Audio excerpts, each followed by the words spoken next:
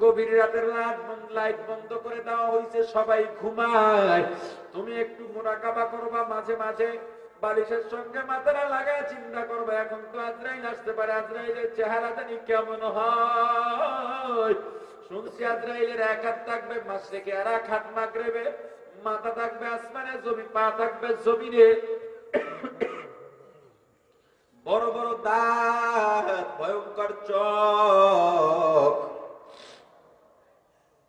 আজরাইল যদি আমার কলিজাটা, আমার অন্তরটা, আমার কলবটা, আমার জীবনটা, আমার রূহটা থাবা মেরে নিয়ে যায়, পাশে আমার বিবি ঘুমানো, সন্তান ঘুমানো, পাশের ঘরে মা বাবা ভাই বোন ঘুমানো, কেউ তো টেরও পাইবে না, জানতেও পারবে না। মুরাকাবা করো আর চিন্তা করো, আমার মৃত্যু হয়ে গেছে, এখন আমাকে গোসল দেওয়াবে। মানুষজন সবাই কান্নাকাটি করতেছে, কেউ দৌড় দিছে মসজিদের মাইকে এলান করার জন্য, কেউ দৌড় দিছে বাজারে বাঁশ কাটার জন্য, কেউ তাড়াহুড়া করতেছে দোকানে গিয়ে কাপড় আনার জন্য। একবারও একটা মানুষও বলে না এত তাড়াহুড়া করুন, একটু পরে রাখি, 2টা দিন থাকুক। মাও কান্দে আর বলে কবর খোঁড়ার জন্য কোদাল নিয়ে কবরের স্থানে যাও। বাবাও কান্দে, ঠিক আছে, কিন্তু আবার বাসারে গিয়ে দেখে বাঁশ কাটা ঠিক হচ্ছে কিনা, কবর খননের জায়গায় গিয়ে খোঁজ দিচ্ছে কবর খননটা ঠিক হচ্ছে কিনা। আমার সন্তান একবারও বলে না 5টা দিন আমার বাবা থাকুক, আমার সন্তানও বলে না, আমার মা বাবাও বলে না, আমার ভাই বোনও বলে না তাড়াতাড়ি জানাজার ব্যবস্থা করো। সবাই শুধু বলে তাড়াতাড়ি তাড়াতাড়ি, সময় নাই সময় নাই সময় নাই। আহারে, যে আমি এত গুরুত্বপূর্ণ ছিলাম, আমার জন্য এত সময় যাদের, আজকে আমার জানটা চলে যাওয়ার পর এত কদরহীন হয়ে গেলাম, এখন আমার মাওলা ছাড়া উপায় নাই। আর এখন আমাকে গোসল দেওয়াইতেছে, আমার সন্তানগুলো পাশের রুমে বসে বাবা বাবা বলে কাঁদতেছে, আমার মা আমার জন্য কাঁদতেছে, আমার বিবি আমার জন্য কাঁদতেছে। আমার গোসল করায়া পাতলা 3খানা কাপড়ের প্যাকেট বানাইয়া মুর্দার খাটি উঠাইয়া জানাজার মাঠের দিকে নিয়ে যাওয়া হচ্ছে। মানুষ বলা বলি করতেছে, আহারের সাথে তো অমুক দিন চা খাইছিলাম, অমুক দিন আমরা ঘুরতে বেরোইছিলাম, আর আমার সাথে কত সম্পর্ক ছিল, এভাবে চলে যাবে বুঝতে পারি নাই। যে মন্তব্য করে সেও তো জানে না, সেও কিন্তু এভাবেই চলে যাবে, কেউ বুঝতে পারবে না। আমার জানাজা পড়াইয়া 4 জনে আমার খাটটা কাঁধের মধ্যে নিয়ে রওনা দিছে। আমার বাচ্চাগুলো পেছনে পেছনে আব্বু আব্বু বলে চিৎকার দেয়, হোঁচট খেয়ে পড়ে যায়। আরে আমি মনে করছি এরাই বুঝি আমার সঙ্গে কবরে যাবে, কবরের পাশে রেখে কোমরে গামছা লাগাইয়া 2 জন লাফ মেরে কবরের মধ্যে পড়ে গেছে। আমি ভাবতেছি এই 2 জনই বুঝি আমার সঙ্গে থাকবে। আরে না, আমাকে সইয়া সে 2 জন উঠে যাইতেছে, বাঁশের চালি দিয়া কলা পাতা বিছাইয়া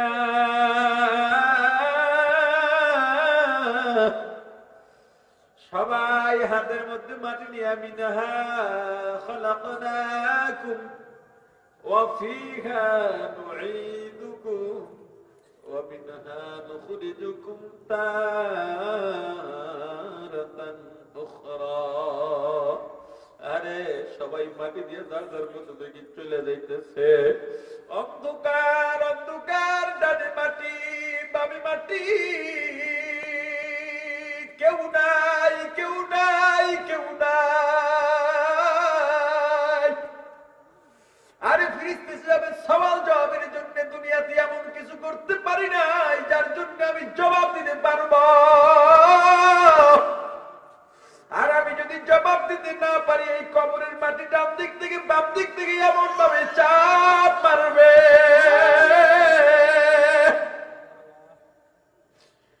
ডান পাজরের হাড্ডিগুলো বাম পাজরে চলে যাবে, বাম পাজরের হাড্ডিগুলো ডান পাজরে চলে যাবে।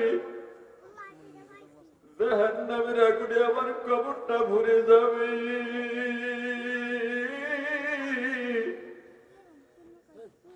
99টা সাপ শো শো করতে করতে আসতেছে, আসবে আমাকে দংশন করার জন্য।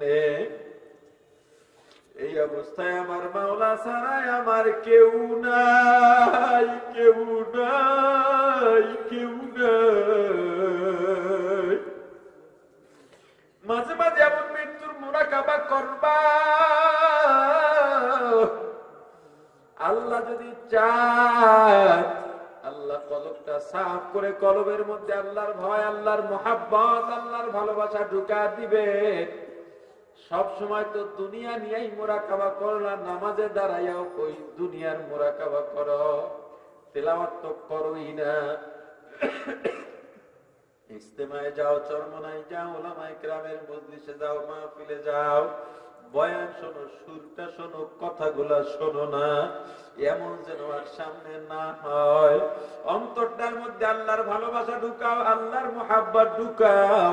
ওই কবর কিন্তু দৈনিক ডাকে আর বলে, ওরে বুনিয়াদম, আমি কবর কিন্তু ভালো জায়গা না, আমি কবর কিন্তু সাপ বিচ্ছুর ঘর, আমি কবর কিন্তু পোকামাকড়ের ঘর।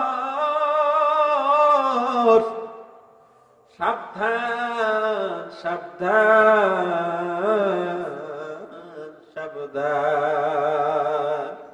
আল্লাহ আমাদের হেফাজত করেন, আল্লাহ আমাদের মাফ করেন। সকলে বলি আমিন, আরো জোরে বলি আমিন। আলহামদুলিল্লাহি ওয়া কাফা ওয়া সালামুন আলা ইবাদিহিল্লাযীনা ইসতাফা। أما بعد فأعوذ بالله من الشيطان الرجيم.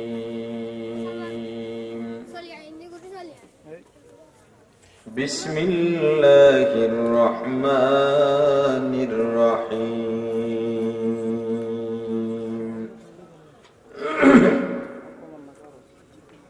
إنما المؤمنون الذين إذا ذكر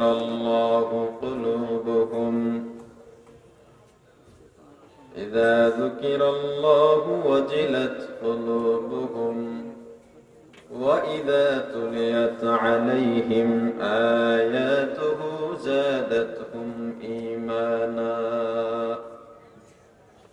وعلى ربهم يتوكلون. صدق الله العظيم. درود شريف পড়ি। اللهم صل على محمد وعلى آل محمد كما صليت على إبراهيم وعلى آل إبراهيم إنك حميد مجيد. সবাই পড়ি। اللهم بارك على محمد وعلى آل محمد كما باركت على إبراهيم وعلى آل إبراهيم إنك حميد مجيد. الحمد لله. জামিয়া কাসিমিয়া ফেনীর বার্ষিক ওয়াজ মাহফিলের সমাপনী অধিবেশনের মুহতারাম সভাপতি মুআজ্জাজ মুকাররম হযরত উলামায়ে কেরাম, দূর দূরান্ত থেকে আগত ইসলাম প্রিয়, দিন প্রিয়, মর্দে মুজাহিদ, আল্লাহ রাব্বুল আলামিনের আশিকিন জাকিরিন মুসলমান ভাইরা, কলিজার টুকরা সমবয়সী যুবক ও ছাত্র বন্ধুগণ, পর্দানিশী মা ও বোনেরা, আল্লাহ তাআলা দরবারে লাখো কোটি শুকর ও সুজুদ যেই মহান রব্বুল আলামিন আমাদেরকে হায়াত তৈয়বা দান করে দুনিয়ার জান্নাতের বাগান কোরআন ও সুন্নাহর আলোচনার এই মোবারক মজলিসে আশা ও বসার মতো তৌফিক দান করেছেন, আলোচনা শোনার মতো সুযোগ করে দিয়েছেন। এজন্য শুকরিয়া আদায় করি, আলহামদুলিল্লাহ। পৃথিবীতে মানুষ বসবাস করে, মানুষের চাহিদার কেন্দ্রবিন্দু কি? মূল চালিকা শক্তি কি? এই বাচ্চারা কথা বলতেছে অনেক, এই কথাগুলো বন্ধ করতে হবে পেছনের দিকে। একটা গাড়ি চলে, এই গাড়িটা কিসের জোরে চলে? একটা চালিকা শক্তি আছে না নেই? কয়েকটা মিলে গাড়িটা দৌড়তে পারে, কয়েকটা জিনিস মিলে। এর মধ্যে যেটা ধরা হয়, মূল যেটা ধরা হয় সেটা হলো তেল। কি ধরা হয়? মানুষের চালিকা শক্তি কি বলতে পারেন? মানুষের দুইটা দিক, একটা হলো বাহ্যিক আর একটা হলো গোপনীয়। আমরা একটা মানুষকে যে দেখি, মূলত এইটা মানুষ না। মানুষের মূল এই অবয়বটা নয়। আচ্ছা, একটা কথা বলেন তো, আমরা দেখি কি দিয়া? সবাই বলবেন কি দিয়া? দেখায় কে? এই উত্তরটা সঠিক না। ধরি কি দিয়া? বলে না সবাই। ধরায় কে?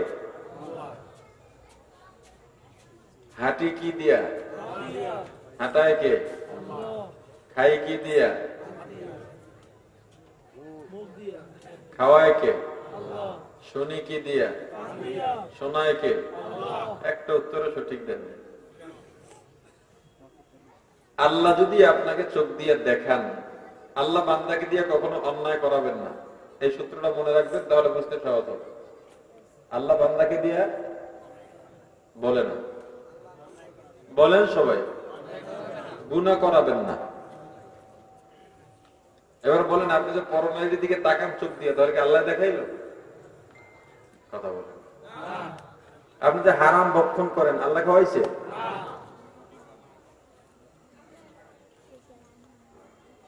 আপনার সামনে খাবার দেওয়া হলো, আপনার পেট ভরা, তখন আপনি কি বলেন? খেতে মন চায় না। কি বলেন? ভাই একটু কথা শোনো, এখন শুনতে বলেন না সবাই। বয়ানের প্রত্যেক কথার পর যদি আপনি বলার ব্যাপারটা আমাকে আপনাকে বলে দিতে হয়, তাহলে তো অর্ধেক সময় যদি আপনাকে বলাটা চলে যাবে, সবাই জবাব দেবে। এবছর আরো 1 বছর আগে ঘোষণা দিয়েছি, এবছর থেকে আর মাহফিল করব না। কেন ঘোষণা দিয়েছিলাম? রাতের মাহফিল গুলো কেন যেন পছন্দই করতে পারতেছি না। আমার ব্যক্তিগত ব্যাপার এটা, নিজের কাছে আমি মানতেই পারি না। বয়ান হলো মানসিক ব্যাপার। মন ভালো থাকলে, কোন টেনশন, মানসিক চাপ না থাকলে সুন্দরভাবে কথা বলা যায়। আর বয়ানে ওঠার আগে যদি মানসিকভাবে মানসিকতা নষ্ট হয়ে যায়, তখন কিন্তু কথা বলা যায় না। যতই চেষ্টা করো, এই বাচ্চারা কথা বলো না বাবা, এই কথাগুলো কোথায় বলে?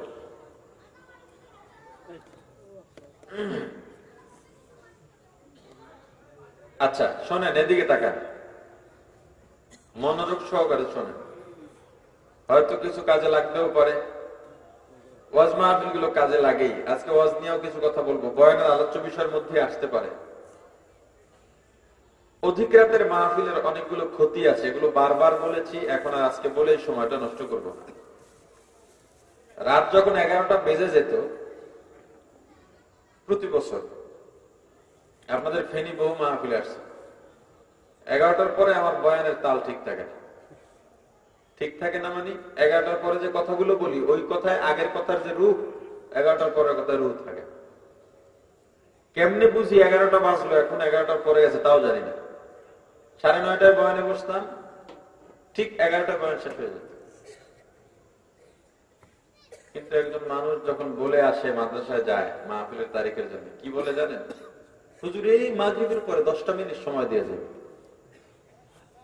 কমিটির সাথে আর হুজুরের সাথে কি কথা হয়, এটা কি শ্রোতারা জানে? এলাকাবাসী জানে? কেউ জানে? বলে হুজুর 10টা মিনিট সময় দিয়ে যাবে।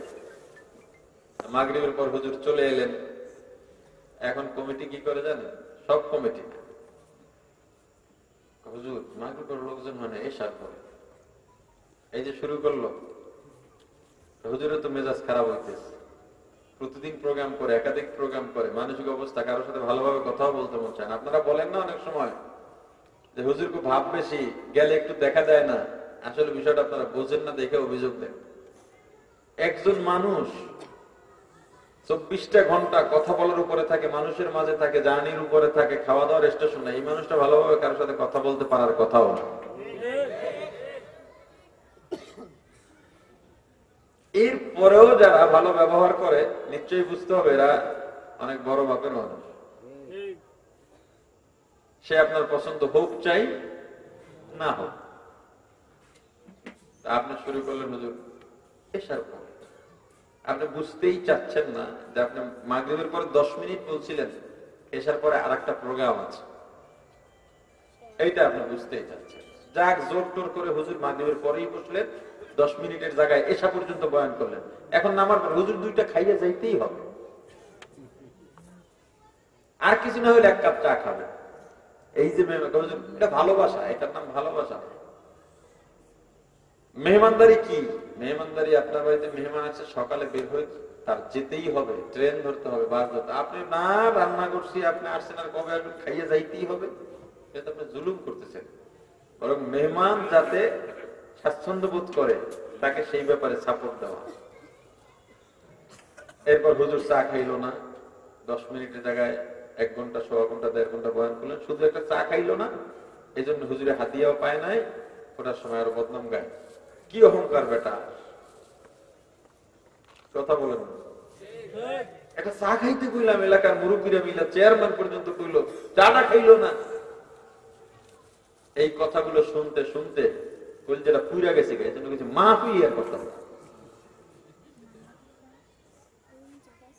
বারবার বলা আমার ফরমে লেখা রাত 11টার পর বয়ান করবো না। আমার মাহফিল 11টা ছেড়ে দেবেন, পরে চালাবেন, তাও হবে না। আমি যেই মাহফিল আছে 11টা পর করবেন, ঠিক আছে?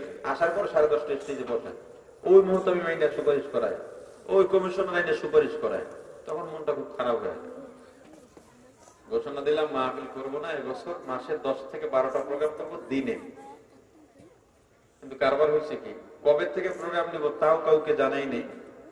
অলরেডি ওই প্রোগ্রাম ভৈরা টৈরা আরো প্রোগ্রাম হয়ে গেছে। ঘোষণা তো দিনেই কবে থেকে দিনের প্রোগ্রাম গুলো নেব।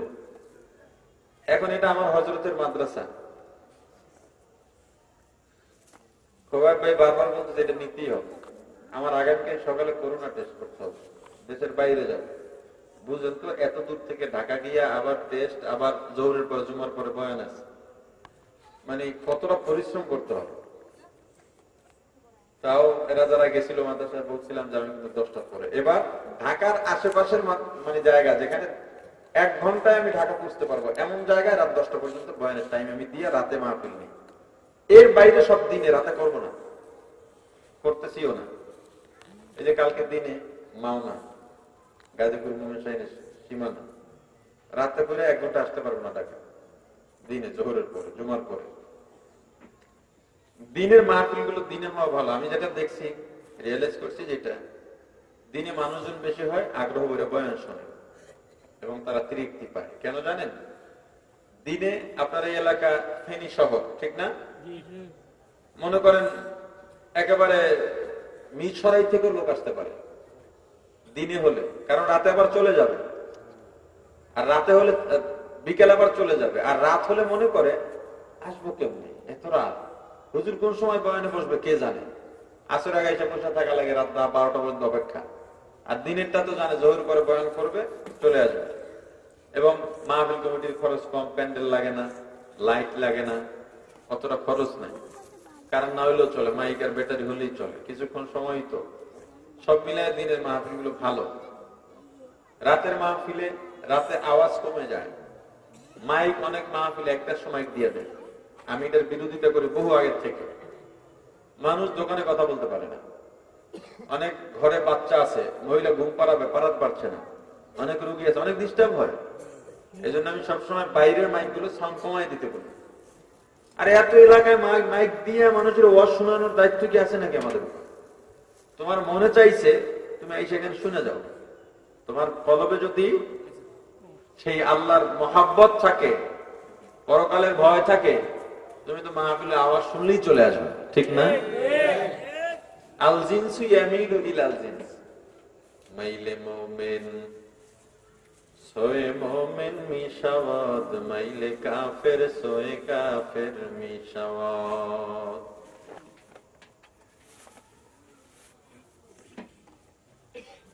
যেই জাতি সেই জাতির দিকে ধাবিত হয়। যেমন মনে করেন হাঁসগুলো একসাথে থাকে না হাঁস গিয়ে গরুর সাথে চলে? বলেন, গরুগুলো মুমিনরা একসাথে থাকবে না আলাদা থাকবে? কোন একটা হাঁস দল থেকে ছুটে খাবার দেখছে, খাবারে মুখ লাগাইছে, লোভ কিছু হাঁসের আছে না? হাঁসের দল তো চলে গেছে, হঠাৎ করে খাবার থেকে মুখ ঘুরে দেখে ওর হাঁস নাই, এই প্যাক প্যাক করতে করতে দৌড়ায়, ওদিকে এর আওয়াজ পাইয়া দল থেকেও ডাক দিছে, তখন অনুমান করে এদিক থেকে ডাক গিয়ে আবার মিলিত হয়, ঠিক না? মুমিন তো এমন হওয়া দরকার, দুনিয়া পাইয়া মুমিনদের ছেড়ে আমি এক জায়গায় ছিলাম, হঠাৎ করে যখন আমি মাহফিল, জিকির, তেলাওয়াত, নামাজের আযানের শব্দ পাইছি, সাথে সাথে তো আমার ওই দলে গিয়ে মেলা দরকার। এটাই তো মুমিনের আবেদন হওয়ার কথা। কিন্তু হচ্ছে উল্টাটা, আমরা এখন দলবাজিতে ব্যস্ত। যারা আওয়ামী লীগ করি, আওয়ামী লীগ যেটা বলবে ওটা আমাকে মানতেই হবে, করতেই হবে, আল্লাহ রাসূল যেথায় যায় যাক, দেখার দরকার নেই, এই দলই আমার সব। যারা বিএনপি করি, এরা করি খালেদা জিয়ার মুক্তি করবই, তারেক রহমানকে আনবই, রক্ত যা লাগে সব দেব, মনে হয় বাপদাদার রক্ত। হ্যাঁ, আবার একদল যে আমার পীরে যা বলে ওটাই হবে, এর বাইরে হবে না, কোরআন সুন্নাহ টুন্নাহ কিচ্ছু বুঝি না, আমার পীরই শরীয়ত, আমার পীরই আল্লাহ কথা। মুমিন এখন মুমিনের দলে থাকতে চায় না, রাজনৈতিক দলে থাকতে চায়। কথা বলেন। এখন মনে করেন বাংলাদেশে বেশ কয়েকদিন পর্যন্ত ভাস্কর্য বিতর্ক চলতেছে। আচ্ছা, এটা নিয়ে তো তর্কের কিছু দেখি না। আমি নিজে লিখেছি, বলেছি, প্রশাসনের ঊর্ধ্বতন কর্মকর্তার সাথে যে কোনো একটা ব্যাপারে আমার কয়েকবার মিটিং করতে, তাদের কাছেও বলেছি, তারাও জানতে চাই হুজুর আসলে ব্যাপারটা কি। আমি যদি মনে করি যে আমি বঙ্গবন্ধুকে ভালোবাসি, তাহলে তার ভালোর জন্য যেটা হবে আমি সেটাই করব। আমি আওয়ামী লীগ করি তার মানে এই নয় যে আমার ঈমান বিকিয়ে দিতে হবে, আমি ওলামায়ে কেরামের বিরুদ্ধে দাঁড়াবো, বিষয়টা তো এমন না। আর এই দেশের সংস্কৃতি, শুধু এই দেশ না, সারা বিশ্বের একটা সংস্কৃতি হলো বিরোধী দলে যারা থাকে, ক্ষমতায় আসার পরে বিরোধী দলের যত স্থাপনা নিদর্শন গুলো আছে অধিকাংশ ভেনিশ করে দেওয়া হয়, ঠিক না? এখন মনে করেন বঙ্গবন্ধু ভাস্কর্য করাই হলো, ধরে নিলাম, এটা কি আজীবন থাকতে দেবে? পরবর্তী ক্ষমতায় যারা আসবে তারা লাভ কি?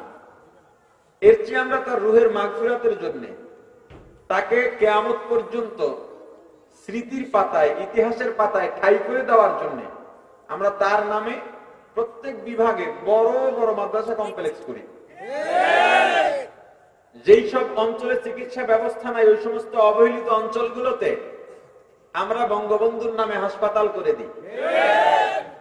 প্রতি বছর শীত, বন্যা, মহামারী এই সময়গুলোতে বঙ্গবন্ধুর নামে আমরা গরিবদের মাঝে উপহার বিতরণ করি। ঈদগুলোতে গরিবের মুখে হাসি ফুটাই। বাংলাদেশের জেলা শহরগুলোতে তার নামে বড় বড় মিনার হোক, মানুষ যেন দেখতে আসে। কি বলেন? আমাদের এটা বলা উচিত। আমি যদি বিএনপি করি, আমার বলা উচিত আমি জিয়াউর রহমানকে ভালোবাসি, সেটা প্রকৃত ভালোবাসা, তার ভালোবাসায় তার যাতে উপকার হয়, আমরাও যাতে বিতর্কিত না হই, জনগণেরও ভালোবাসা পাই, এটা আমাদের করা উচিত। আমি এখান থেকেও এই পরামর্শমূলক কথাগুলোই বলবো। জনগণের ভালোবাসা পাওয়া দরকার, মানুষের মনে জায়গা করা দরকার। মুখোমুখি দাঁড়াইয়া কোনো ফায়দা হবে না, শুধু রক্তারক্তি হবে, ভুল বোঝাবুঝি, শত্রুতা বাড়বে। আল্লাহকে ভয় করা লাগবে সবার উপরে। কাকে ভয় করা লাগবে? আল্লাহ। আচ্ছা, যাই হোক, যে কথাগুলো বলতেছিলাম, যে আমাকে বললো একটা কথা শুনে যাও, আমি বললাম শুনতে মন চায় না। বলে খাও, বলে খেতে মন চায় না, খাবো কি দিয়া? আমি বললাম মন চায় না। আমার তো বলা দরকার ছিল মুখ চায় না। আমি শুনবো কি দিয়া? আমার বলা উচিত ছিল কান চায় না, কিন্তু বললাম কি? এদিকে এসো, হাঁটতে মন চায় না। তুমি তো বলা দরকার ছিল হাঁটতে পা চায় না, কিন্তু কি বললাম? তাহলে চায় না কে? কথা বলে না। চায় কে? চায়ও মন, চায় নাও মন। এবার আসেন দেখেন, আমি যে কাজগুলো করি এই কাজ আমার হাত করে না। আমি যা দেখি এটা আমার চোখ দেখে না। আমি যা শুনি এটা আমার কান শোনে না। আমি যা খাই এটা আমার মুখ খায় না। এর পেছনে একজন আছে। কি সেটা? বলেন বলেন। কল্প, মন, অন্তর, যেটাই বলেন।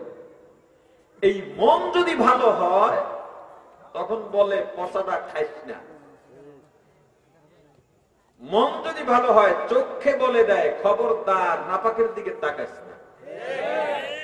মন যদি ভালো হয় মন হাতকে বলে দেয় খবরদার চুরির মাল ধরিস না। মন যদি নাপাক হয় বলে সুদ খা, ফতুয়া দে ইন্টারেস্ট। ইন্টারেস্টের ফতুয়া দিয়ে কি খায়? কথা কয় না, সুদ খায়। মন যদি নাপাক হয় কয় ঘুষ ল, কবি এটা বকশিস। ঘুষ খায় কিসের ফতুয়া দিয়া? বকশিসের ফতুয়া দিয়া। মন যদি খারাপ হয় আলেম নাম দিয়া টকশোতে গিয়া কয় ভাস্কর্যের মূর্তি একই জিনিস, আলাদা জিনিস। ভাস্কর্যের মূর্তি আলাদা জিনিস, ফতুয়া দেয় গিয়া ওখানে। যেই লাউ সেই কদু। বিতর্ক বাড়ায় এত লাভ নাই, আল্লাহকে ভয় করো। আমার পেছনে কে আছে? আমার কাজের পেছনে কে আছে? আমি যেটা করি আমি করি না কেউ করায়? কে করায়? অতএব মানুষের দুইটা দিক, এই বাহ্যিক দিকটা নিয়ন্ত্রণ করে আমার কল্প। আমাকে নিয়ন্ত্রণ করে কে? আমার কল্প যখন আমার ভেতরে থাকে না তখন আমি অচল হয়ে পড়ে থাকি। এবার আসেন, আপনার আমার চালিকা শক্তি কি? বুঝেন না এতক্ষণেও? মানুষের চালিকা শক্তি কি? জোরে বলেন। এই মনটাও আসলে চালিকা শক্তি না, তবে মন থেকে এটা প্রকাশ পাবে যেই চালিকা শক্তিটা।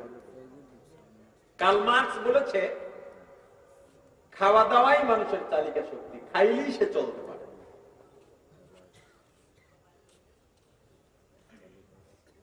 খাওয়া দাওয়া চালিকা শক্তি, খাইলেই সে চলতে পারে, উজ্জীবিত হয়। পেট ঠান্ডা তো সব ঠান্ডা, মানুষ বলে না? এটা হলো বিজ্ঞানী, বহু মনোবিজ্ঞানী মন নিয়ে গবেষণা করতে গিয়ে এক একজন এক একটা বলেছে। কার্ল মার্কস বলেছে খাওয়া দাওয়া, পানাহার, এগুলো হলো মানুষের চালিকা শক্তি। আলফ্রেড এলডার বলেছে না, খাওয়া দাওয়া মানুষের চালিকা শক্তি না। তাহলে কি বলে? উপরে ওঠার যে স্পৃহা, অন্যকে পেছনে ফালাবার যে পিপাসা, এটা হলো চালিকা শক্তি। একজনে একতলা বিল্ডিং করছে, আর একজনে এটা দেখেই না ওর উপর আমার করতে হবে, এই তার স্পৃহা বেড়ে যায় যে আমার দোতলা করতে হবে। ফ্রায়েড নামে এক মনোবিজ্ঞানী বলেছে এগুলো কিছুই না তো, যৌন চাহিদা চালিকা শক্তি। ইসলাম বলে তোদের একটাও ঠিক নেই। ইসলাম কি বলে? তাহলে চালিকা শক্তি কি? ইসলাম বলে মানুষের মনের ভালোবাসা। ভালোবাসাটা কি? চালিকা শক্তি। মনের ভালোবাসা কি? চালিকা শক্তি। একটা জিনিসকে মহব্বত করলেই কেবল ওই জিনিসটা তার দ্বারা সম্পূর্ণ করা সম্ভব। এক রাজা বিয়ে করছে, এত আরাম আয়েসে রাখলো, কিন্তু মেয়েটা দিন দিন শুকিয়ে যাইতেছে, নিস্তেজ হয়ে যাইতেছে। ডাক্তার দেখায়, ওষুধ খাওয়ায়, কাজ হয় না। এক ডাক্তার কয় আমি একটু দেখতে চাই। তো দেখো, চেক টেক করে দেখলো কোনো রোগ নাই। এই মেয়েকে নিয়ে আলোচনা শুরু করলো, বলো তোমার কি কি সমস্যা। বলতে বলতে বলতে বলতে দেখা গেল এক ছেলের সাথে তার সম্পর্ক। ওই ছেলের মায়া তার অন্তর থেকে কমাইতে পারে না। আছে বাচ্চার ঘরে, ভালোবাসাটা কোন দিকে? কথা বলে না। ভালোবাসা তখনই উজ্জীবিত হয়, সজীব হয় যখন অনুকূল পরিবেশ পায়। আপনি এখন বিভিন্ন অঞ্চলে শীতকালীন সবজি আছে না, এর দানা লাগায়, বীজ বপন করে। এখন এমন জায়গায় করলেন ইটের মধ্যে, সুরকির মধ্যে, এটা দ্বারা ফল তরকারি পাবেন, সবজি পাবেন, আর অনুকূল পরিবেশ লাগবে। মানুষের ভালোবাসার জায়গাটায় যদি অনুকূল পরিবেশ হয়, অনুকূল পরিবেশ পেয়ে যায় ভালোবাসা। অনেক মানুষ দিন থেকে অনেক দূরে, কিন্তু আল্লাহর প্রতি ভালোবাসা ঠিকই আছে, অনুকূল পরিবেশ পাচ্ছে কিয়ামতের ময়দানে। দুঃখিত, আল্লাহ রাব্বুল আলামিন মানুষকে দুনিয়াতে পাঠাবার আগে আল্লাহ প্রশ্ন করেছিলেন, আলাস্তি রাব্বিকুম, বলো তো আমি তোমাদের প্রভু কিনা? সবাই বলেছিল বালা। এটা মুহাব্বত থেকে বলেছিল, ভালোবাসার থেকে বলেছিল। এই ভালোবাসাটা দুই দিকের হয়। কয় দিকের? জোরে বলেন। একটা হলো দুনিয়ার জন্য, আর একটা হলো পরকালের জন্য। একটা হলো দুনিয়ার জন্য, আর একটা হলো আল্লাহ রাসূলের জন্য। কয় দিকের হয়? আপনাকে বিরক্ত, আপনার বেশি বিরক্ত হইলে আমারই ভালো, হয়তো তাড়াতাড়ি শেষ করতে পারবো।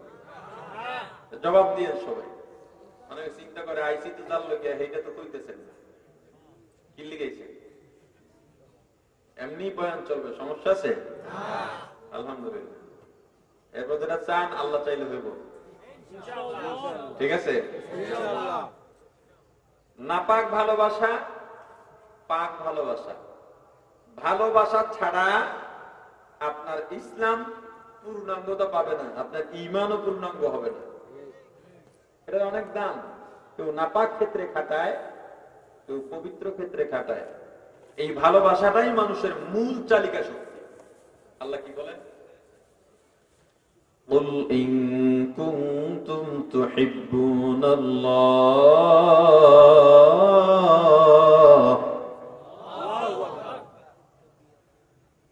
فَاتَّبِعُونِي يُحْبِبْكُمُ اللَّهُ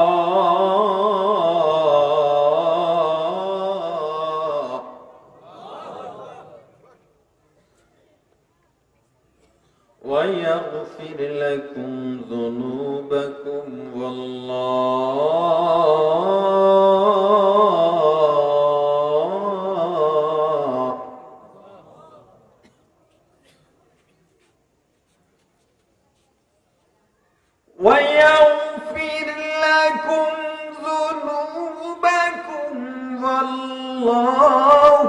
غَفُورٌ رحيم।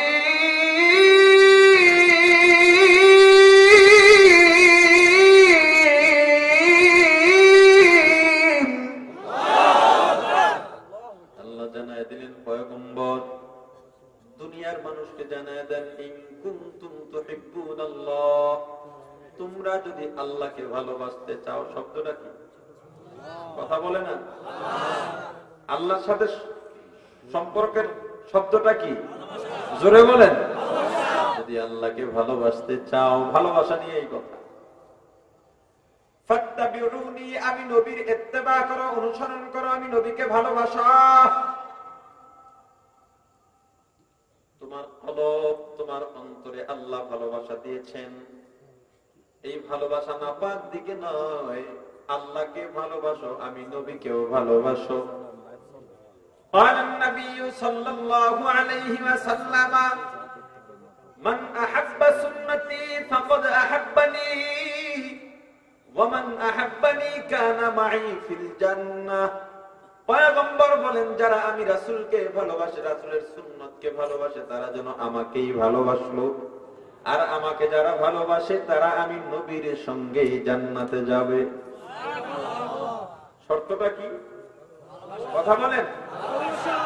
নবী সাল্লাল্লাহু আলাইহি লা ইউমিনু আহাদুকুম হাত্তা আকুনা আহাব্বা ইলাইহি মিন ওয়ালিদিহি ওয়া ওয়ালাদিহি ওয়ান নাসি আজমাইন আও কামা ক্বালা আন-নাবিয়্যু আলাইহিস সালাতু ওয়াস সালাম মান আহাব্বা সুন্নাতে খায়রুল বাশার গিরে লাজিম তাবুয়াবি আয় পেশার মুহাম্মদ আরবি হায়বা নবী রাস্তে পেশোয়া মুহাম্মদ আরবি হায়বা নবী রাস্তে পেশোয়া আলম হুয়া উসকি पैदाइश से उजाला आलम हुआ उसकी पैदाइश से उजाला शफीउल उमम हमारा नबी रोज क़यामत शफाअत करेगा अल्लाह के पास गुनाहगार उम्मत शफाअत करेगा अल्लाह के पास गुनाहगार उम्मत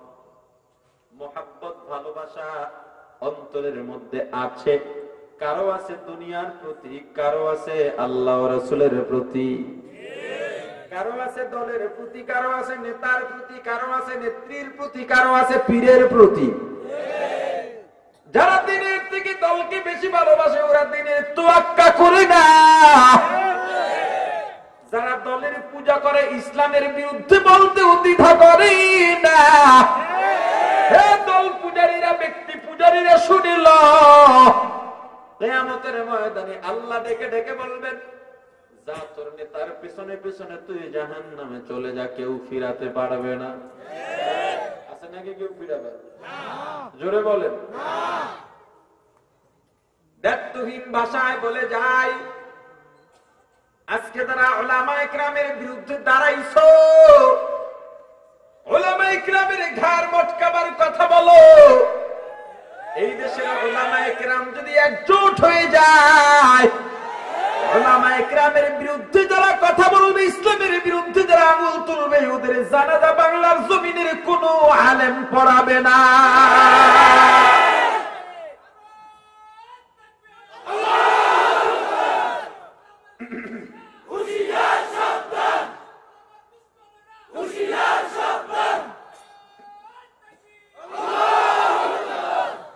যাও রামকৃষ্ণকে দিয়ে জানাজা পড়াও যদি শক্তি থাকে উলামায়ে কেরাম কার বন্ধু আল্লাহ জোরে জোরে জোরে জোরে কার বন্ধু আল্লাহ সিন্নি খাইলা কারে ছিল মোল্লা ছিল না মুসলমান ইমানদার সবকিছুর চাইতে আল্লাহর রাসূলকে ভালোবাসা লাগবে বেশি না কম আমি রাসূলকে কতটুকু ভালোবাসি সব থেকে বেশি মা বাবা ওদের থেকেও বেশি ছেলে সন্তান ভাবতেছে এখন থেকে ওদের থেকেও বেশি তোমার নিজের কয়টা পারি নাই তুমি পরিপূর্ণ মুমিন হতে পারো না তোমার থেকেও বেশি ভালোবাসতে হবে না ওমর বললেন হুজুর আমার জীবনের থেকে আপনাকে ভালোবাসি শব্দটা কি ভালোবাসাটা কার প্রতি হতে হবে জোরে বলেন ছোট্ট একটা ভালোবাসার উদাহরণ নবীজির একজন সাহাবী হযরত বেলাল রাদিয়াল্লাহু তাআলা নাম শুনছেন এত কালো মানুষ হাবশার মানুষ হাবশী গোলাম বংশগত গোলাম আগে মানুষ বেচা কেনা হতো কালো মানুষ যত কালোই হোক হাতের তালু সাদা থাকে ঠিক নেই হযরত বেলাল এত কালো হাতের তালুও কালো কিন্তু আল্লাহর কাছে পছন্দ হওয়ার জন্য কালা ধলার কোনো শর্ত নাই কথা বলেন কেন মানুষের মূল চালিকা শক্তিটা কোন জায়গায় ভালোবাসাটা থাকে কই আল্লাহ দেখেন কি আল্লাহ কি দেখেন আল্লাহ বলেন يوم لا ينفع مال ولا بنون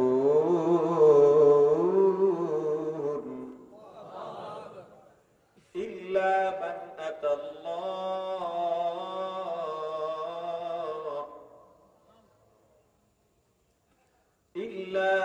أتى الله بقلب سليم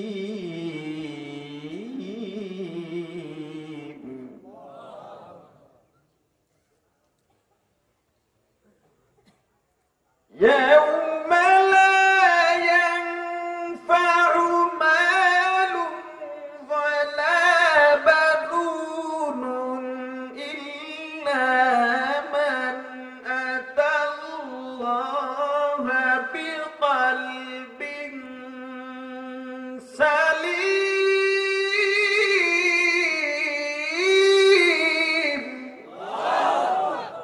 لا ينفع কিয়ামতের ময়দানে কোনো কিছু ফায়দা দেবে না, উপকারে আসবে না, কোনো লাভ হবে না, মাল দৌলত সম্পদ সন্ততি ক্ষমতার দাপট কিচ্ছু ফায়দা নাই, কোনো দাম নাই। হে টাকাওয়ালা, হে সম্পদওয়ালা, সম্পদের পিছনে দৌড়াও, ক্ষমতাওয়ালা ক্ষমতার পেছনে দৌড়াও। নির্বাচন করবা, পৌরসভা নির্বাচন, ইউনিয়ন নির্বাচন, একটি ইউনিয়নের মধ্যে 10, 12, 20,000 ভোট থাকে, প্রার্থী থাকে 5 জন প্রার্থী, 20,000 মানুষের মধ্যে খরচ করে 100 কোটি টাকার উপরে প্রায়, বেশি 50 হইল। যদি টাকার কুমির হয়, 1 কোটি টাকা নিজে খরচ করতে পারে না, কেন? একটু চেয়ারটা পাওয়ানোর লেগে। কি হবে এই চেয়ার দিয়া? বাংলাদেশের কয়জন পৌরসভা চেয়ারম্যান জনগণের ভালোবাসা পাইছে? একজনও নেই। কয়জন চেয়ারম্যান, ইউনিয়ন চেয়ারম্যান পাইছে? কয়জন এমপি পাইছে? পাইতো যদি উমারের মতো প্রতিনিধি হইতো, জান দিয়া লাইবে। কথা কন না? আমাদের দেশের বেশিরভাগ জনপ্রতিনিধি চোর, জনগণের সবকিছু চুরি করে, রোডের জায়গায় বাঁশ দেয়। এখন অনেকে কইব যে হুজুর আপনি কি এই ওয়াজ করতেছেন? হ্যাঁ, এই ওয়াজই করতেছি। যদি মনে করেন বন্ধ করে দেবেন তো দেন, আমি তাড়াতাড়ি ঢাকা যাইতে পারবো। এখন আমরা কি বয়ান করবো এটাও শিখতে হইব। এত বছর মাদ্রাসায় পড়ে কি করলাম, কি শিখলাম? হ্যাঁ, ক্ষমতার জন্য পাগল, টাকার জন্য পাগল, অট্টালিকার জন্য পাগল, নাম যশ খ্যাতির জন্য পাগল। কিন্তু যখন তোমার এলান হয়ে যাবে মসজিদের শোক সংবাদ, তখন যেই মানুষগুলো তোমাকে দেখলে দাঁড়িয়ে যেত, তোমার চোখে চোখ রেখে কথা বলতো না, ওই মানুষগুলো তোমাকে 1 পয়সার দামও দেবে না। একবার চিন্তা করছেন এটা? মুসলমান ইমানদার,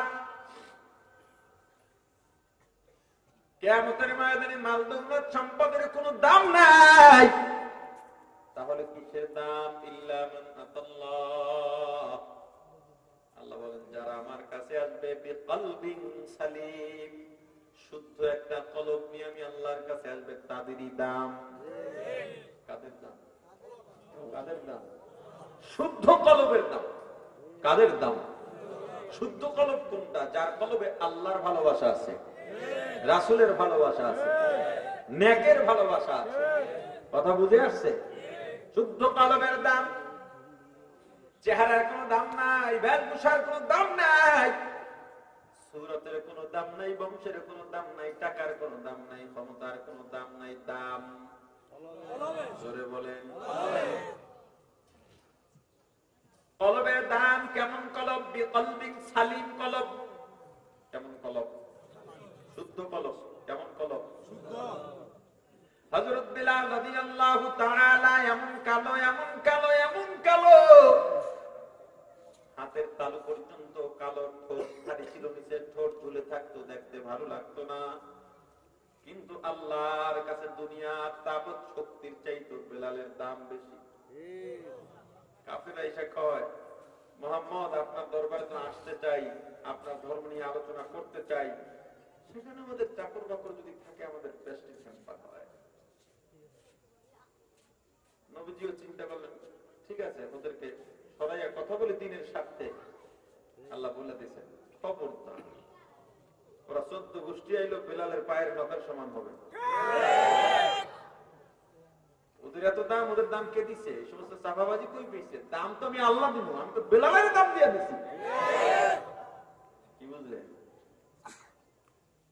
কত টাকাওয়ালা, ক্ষমতাওয়ালা কিয়ামতের ময়দানে জাহান্নামের ফেরেশতা জাহান্নামের শিকল হাতে পায়ে লাগাইয়া জাহান্নামের দিকে নিয়ে যাবে। আর তাকায় তাকায় দেখবে যে এই লোকটাকে আমার বাড়ির কাজের লোক বানাইছিলাম, নামাজের ওয়াক্তে নামাজে যাইতে দিই, সিঁড়িতে দাঁড়াই নামাজ পড়ে ফেলাইছে। ওই যে আব্দুল করিম আব্দুল রহিম দেখে হাসতে হাসতে জান্নাতে চলে যায়। কারণ কি? ও টাকাওয়ালা, কিন্তু এই জায়গাটা ভালো আছিল। শয়তানি আর শয়তানি, কেমনে শয়তানি করবে? হ্যাঁ, হযরত বেলাল রাদিয়াল্লাহু তাআলা এর ভালোবাসা কেন আল্লাহর কাছে এত প্রিয় হলেন? আল্লাহ রাসূল বলেন, মেরাজে গিয়ে আরশের পায়ায় বেলালের হাঁটার আওয়াজ পেয়েছি। নবীজির ইন্তেকালের পর হযরত বেলাল রাদিয়াল্লাহু তাআলা চিন্তা করলেন যে এই শহরে আমার নবী নাই, ওই শহরে আমি থাকতে পারবো না। বিরহ বেদনায় মদিনা ছেড়ে রাসূলের স্মৃতিগুলো যাতে চোখের সামনে না পড়ে, পড়লেই কষ্ট পায় ভালোবাসা। হযরত বেলাল মদিনা ছেড়ে দামেস্কে চলে গেলেন। অনেকদিন পর আর সহ্য করতে পারেন না, একটু মদিনা দেখে আসি, মদিনায় চলে এলেন। এলাকায় খবর হয়ে গেছে রাসূলের মুয়াজ্জিন বেলাল আসছে। মানুষজন সামনে ভিড় জমালো, ভাই বেলাল একবার আজান দিতে হবে, তোমার আজান শুনি না বহু বছর।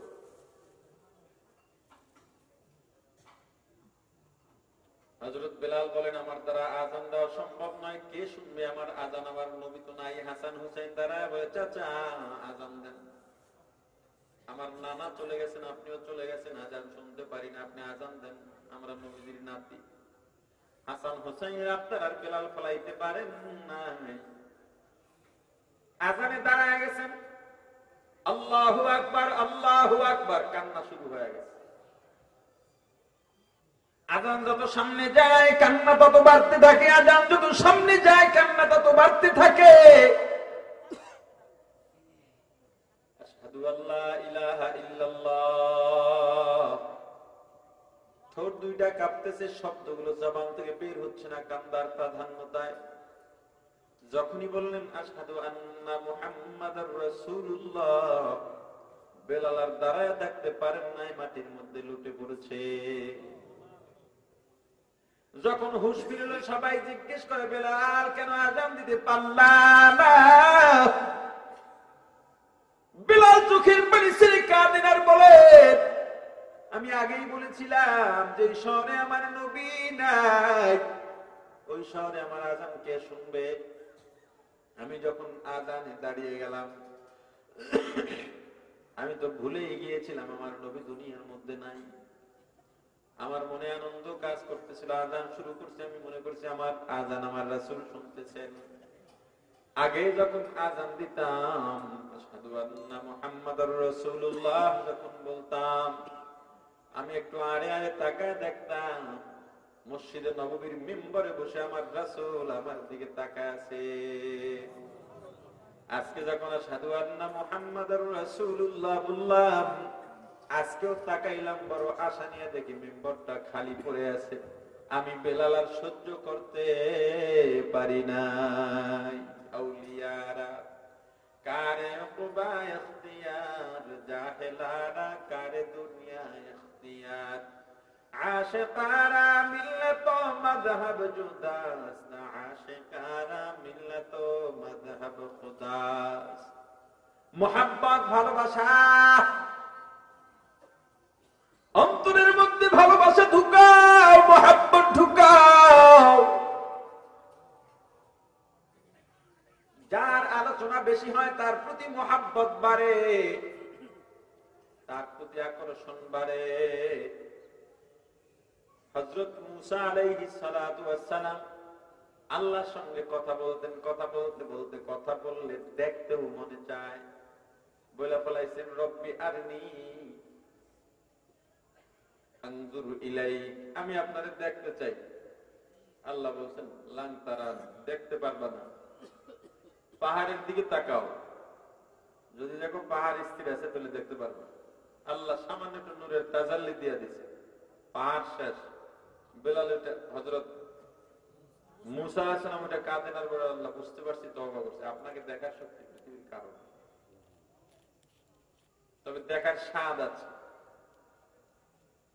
কিয়ামতের ময়দানে আল্লাহ দেখাবেন, দেখা দিবেন জান্নাতীদেরকে খুব সহজে।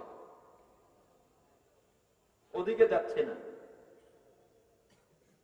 আপনি আমি গাফেল হয়ে আছি, দূরে আছি, কারণটা কি? আপনি আমি ভালোবাসার অনুকূল পরিবেশ পাচ্ছি না বিদায় আল্লাহর ভালোবাসা আমার অন্তরে নাই। এই যে আজকে মাহফিল হলো, এই মাহফিল আল্লাহকে ভালোবাসার একটা অনুকূল পরিবেশ। মসজিদ আল্লাহকে ভালোবাসার একটা অনুকূল পরিবেশ। আল্লাহ ওয়ালাদের মজলিস আল্লাহকে ভালোবাসার একটা অনুকূল পরিবেশ। মাহফিলে আসার পর আপনার শূন্য হৃদয় একটু একটু অনুভূত হচ্ছে, অনুভব হচ্ছে যে আমার তো আল্লাহর প্রতি ভালোবাসা হওয়া দরকার, ঠিক না? মুসলমান ইমানদার, আপনার আমার ভালোবাসার থেকে আমরা দূরে, কারণ কি?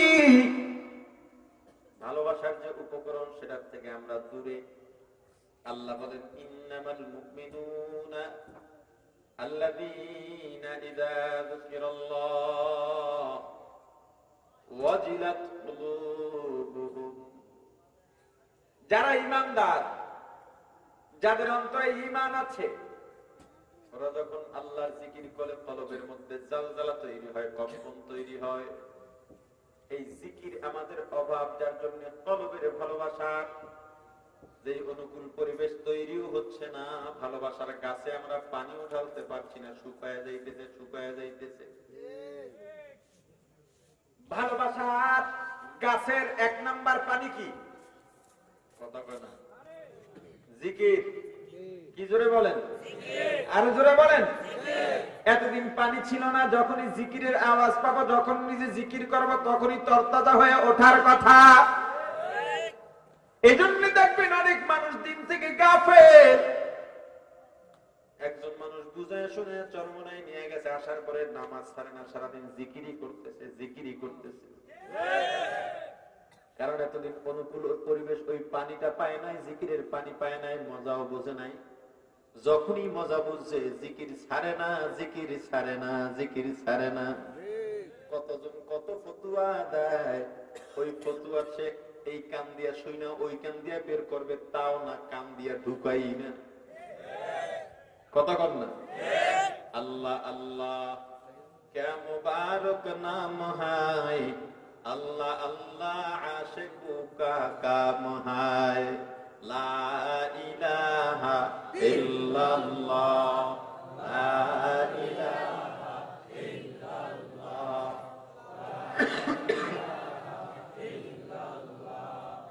লা ইলাহা ইল্লাল্লাহ, লা ইলাহা ইল্লাল্লাহ, লা ইলাহা ইল্লাল্লাহ, লা ইলাহা ইল্লাল্লাহ, লা ইলাহা ইল্লাল্লাহ, লা ইলাহা ইল্লাল্লাহ, লা ইলাহা ইল্লাল্লাহ।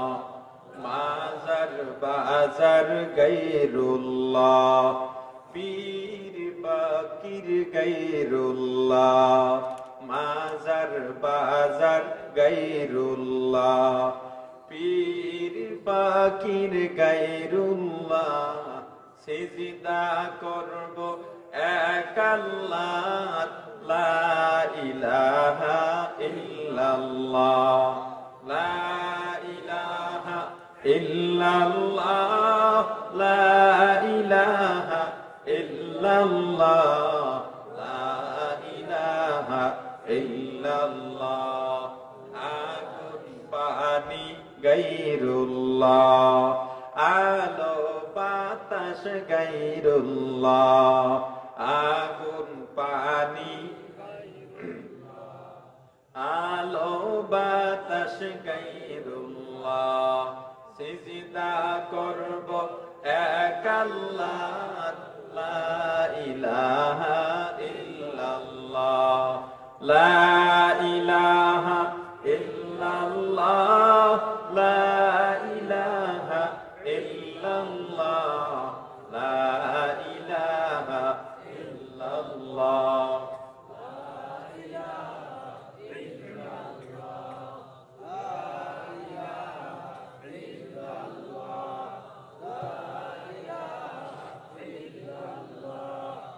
আসমান জমিন গায়রুল্লাহ, মানব দানব গায়রুল্লাহ, আসমান জমিন মানব দানব গায়রুল্লাহ, সিজদা করব লা ইলাহা ইল্লাল্লাহ, লা ইলাহা ইল্লাল্লাহ, লা ইলাহা ইল্লাল্লাহ, লা ইলাহা ইল্লাল্লাহ, লা ইলাহা ইল্লাল্লাহ, লা ইলাহা ইল্লাল্লাহ, লা ইলাহা ইল্লাল্লাহু মুহাম্মাদুর রাসূলুল্লাহ। আজকের আলোচনার মূল বিষয়টা কলবের ভালোবাসা এবং ভালোবাসার উপাদান। কেমনে ভালোবাসা তৈরি হবে এবং কোন ভালোবাসাটা আল্লাহর কাছে গ্রহণযোগ্য। ভালোবাসলে কাকে ভালোবাসতে হবে? শুধু আল্লাহকে? আর কাকে? জোরে বলেন। যদি মুমিন হও, জিকির করো, যদি জিকির তোমার অন্তরে ঢোকে, আল্লাহর নূরের তাজাল্লি তোমার অন্তরের মধ্যে বর্ষিত হবে। তুমি যদি বুদ্ধিমান হও, মুমিন হও, আল্লাহর জিকির ছাড়া থাকতে পারবে না। আল্লাহ আরো বলেন, الذين يذكرون الله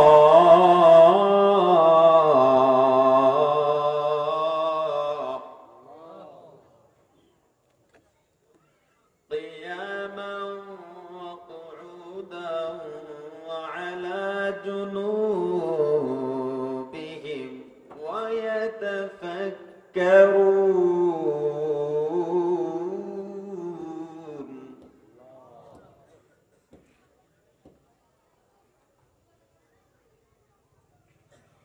الذين يذكرون الله قياما وقعودا وعلى جنوبهم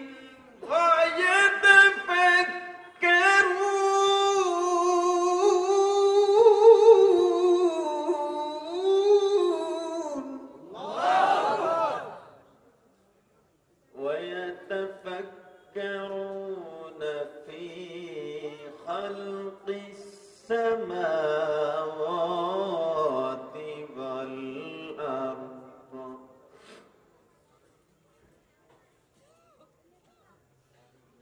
ربنا ما خلقت هذا باطلا سبحانك فقنا عذاب النار.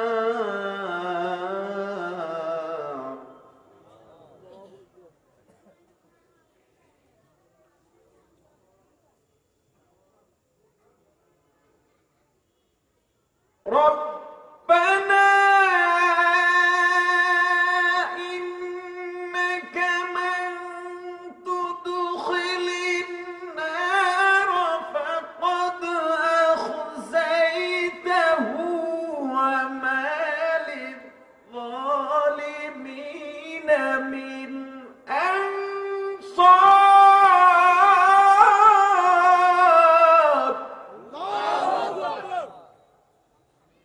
ربنا إننا سمعنا مناديا ينادي للإيمان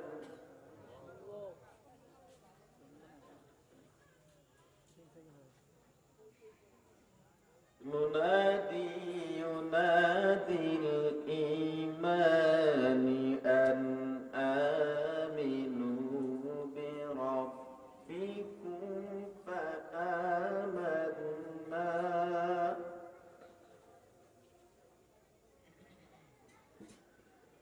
ربنا فاغفر لنا ذنوبنا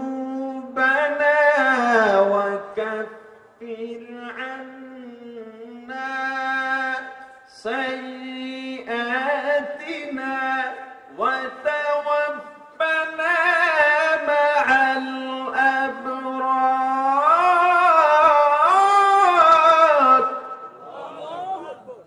الذين يذكرون الله আল্লাহ আগের আয়াতে বুদ্ধিমানের কথা বলেছেন, এরপরে বুদ্ধিমানের পরিচয় দিচ্ছেন। বুদ্ধিমান কারা? এক নম্বরে আল্লাহ বলেছেন আল্লাযীনা ইয়াযকুরুনাল্লাহ, যারা আল্লাহর জিকির করে তারা বুদ্ধিমান। কে বলছেন? আল্লাহ। জোরে কম না, আল্লাহ। কারা বুদ্ধিমান? আল্লাহ তিনটা গুণের কথা বলছেন। বুদ্ধিমানরা তিনটা গুণ অর্জন করে। তিনটা গুণ যাদের মধ্যে পাওয়া যাবে তারা বুদ্ধিমান। তার মধ্যে একটা হলো যারা আল্লাহর জিকির করে। কোন সময় করবে? তিন সময়। এক নম্বরে কিয়ামত, দাঁড়ানো অবস্থায়। দুই নম্বরে কুউদা, বসা অবস্থায়। তিন নম্বরে জুনুবিহিম, শোয়া অবস্থায়। কয়টা হলো? জোরে কম। তিন অবস্থায় যারা জিকির করে তারা হলো জ্ঞানী। তিন গুণের এক গুণ। তিন অবস্থায় যারা জিকির করে, হিসাব করে দেখেন এই তিন অবস্থার বাইরে কোনো মানুষ নাই। হয়তো দাঁড়ানো, না হয় বসা, না হয় হাঁটলে তো দাঁড়াইয়াই হাঁটা লাগে, দৌড়াইলেও দাঁড়াইয়াই দৌড়ানো লাগে। তাহলে বোঝা গেল জিকির তিন সময় বলার দরকার নাই, বলা যায় সব সময়। যারা আল্লাহর জিকির করে তারা বুদ্ধিমান। কেন? জিকির করার দ্বারা কলব সাফ হয়, সাফ হয়। জিকির করার দ্বারা কলবের ভালোবাসার মধ্যে তাজাল্লি তৈরি হয়। ওয়াজিলাত কুলুবুহুম, ইন্নামাল মুমিনুনা আল্লাযীনা ইযা যুকিরাল্লাহু ওয়াজিলাত কুলুবুহুম। জালজালা তৈরি হয়। অনেকে বলে জিকিরের সময় লাফায়কা, আল্লাহ কয়ে জিকির দিলে কলবের মধ্যে জালজালা তৈরি হয়। লাভ দিতেই পারে, তবে যারা ইচ্ছা করে মানুষের দেখাবার জন্য লাভ দেয় ওটার তো গুনাহ হবে। কথা কয় না? সবাই কি একরকম নাকি? সবার বৈশিষ্ট্য চাহিদা একরকম? আপনি শুনছেন আপনার মা মারা গেছে, আপনি কেঁদে ফেলছেন। আরেকজন শুনে পাথর হয়ে দাঁড়ায় রয়েছে, আরেকজন চিৎকার দিতেছে। সবাই কি একরকম নাকি? কথা বলেন না কেন? আল্লাহ রাসূল যখন জাহান্নামের বয়ান করতেন মনে হতো যেন সাহাবায়ে কেরাম জাহান্নাম দেখতেছেন আর ছটফটানি করা করে রাসূলের সামনে। এই যারা এগুলোর বিরোধিতা করে, আমিও বিরোধিতা করি, কিন্তু ওদের বিরোধিতার কারণ আর আমার বিরোধিতার কারণ কিন্তু এক না। আমার বিরোধিতার কারণ এর মধ্যে বেশিরভাগই আসলে ফেক থাকে, কিন্তু যারা বিরোধিতা করে ওরা এগুলোর কি বুঝবে? ওরা তো জাহান্নাম জান্নাত বুঝেই না, কিছু ওই অনুভূতিই নাই।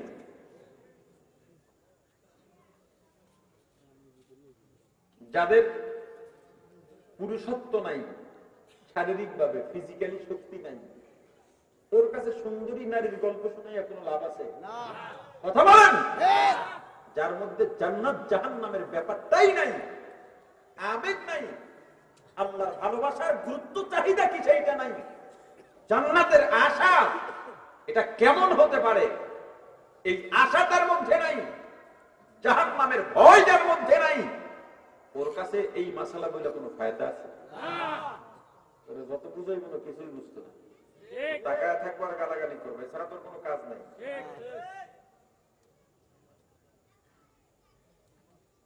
আল্লাহ জ্ঞানীদের গুণ বলেছেন তিনটা। এক নম্বরে সব সময় যারা জিকির করে, বাকিগুলো বলা আমার উদ্দেশ্য নয়। যেহেতু আমার পুরা আলোচনাটা কলবের ভালোবাসা, ভালোবাসার উপকরণ। ভালোবাসা ছাড়া মানুষ চলতে পারে না। মানুষের চালিকা শক্তির নাম হলো ভালোবাসা। এই ভালোবাসা তৈরি হয় কোথায়? জোরে বলেন। এই কলবটা শুদ্ধ রাখা লাগবে। কলবটার মধ্যে ভালোবাসা রাখতে হবে কার জন্য? আওয়াজ আওয়াজ, কার জন্য? আল্লাহর জন্য। যদি ভালোভাবে গাছে, যদি তুমি গাছকে সতেজ বানাইতে চাও কি লাগবে? জোরে বলেন। وَإِذَا تُلِيَتْ عَلَيْهِمْ آيَاتُهُ زَادَتْهُمْ إِيمَانًا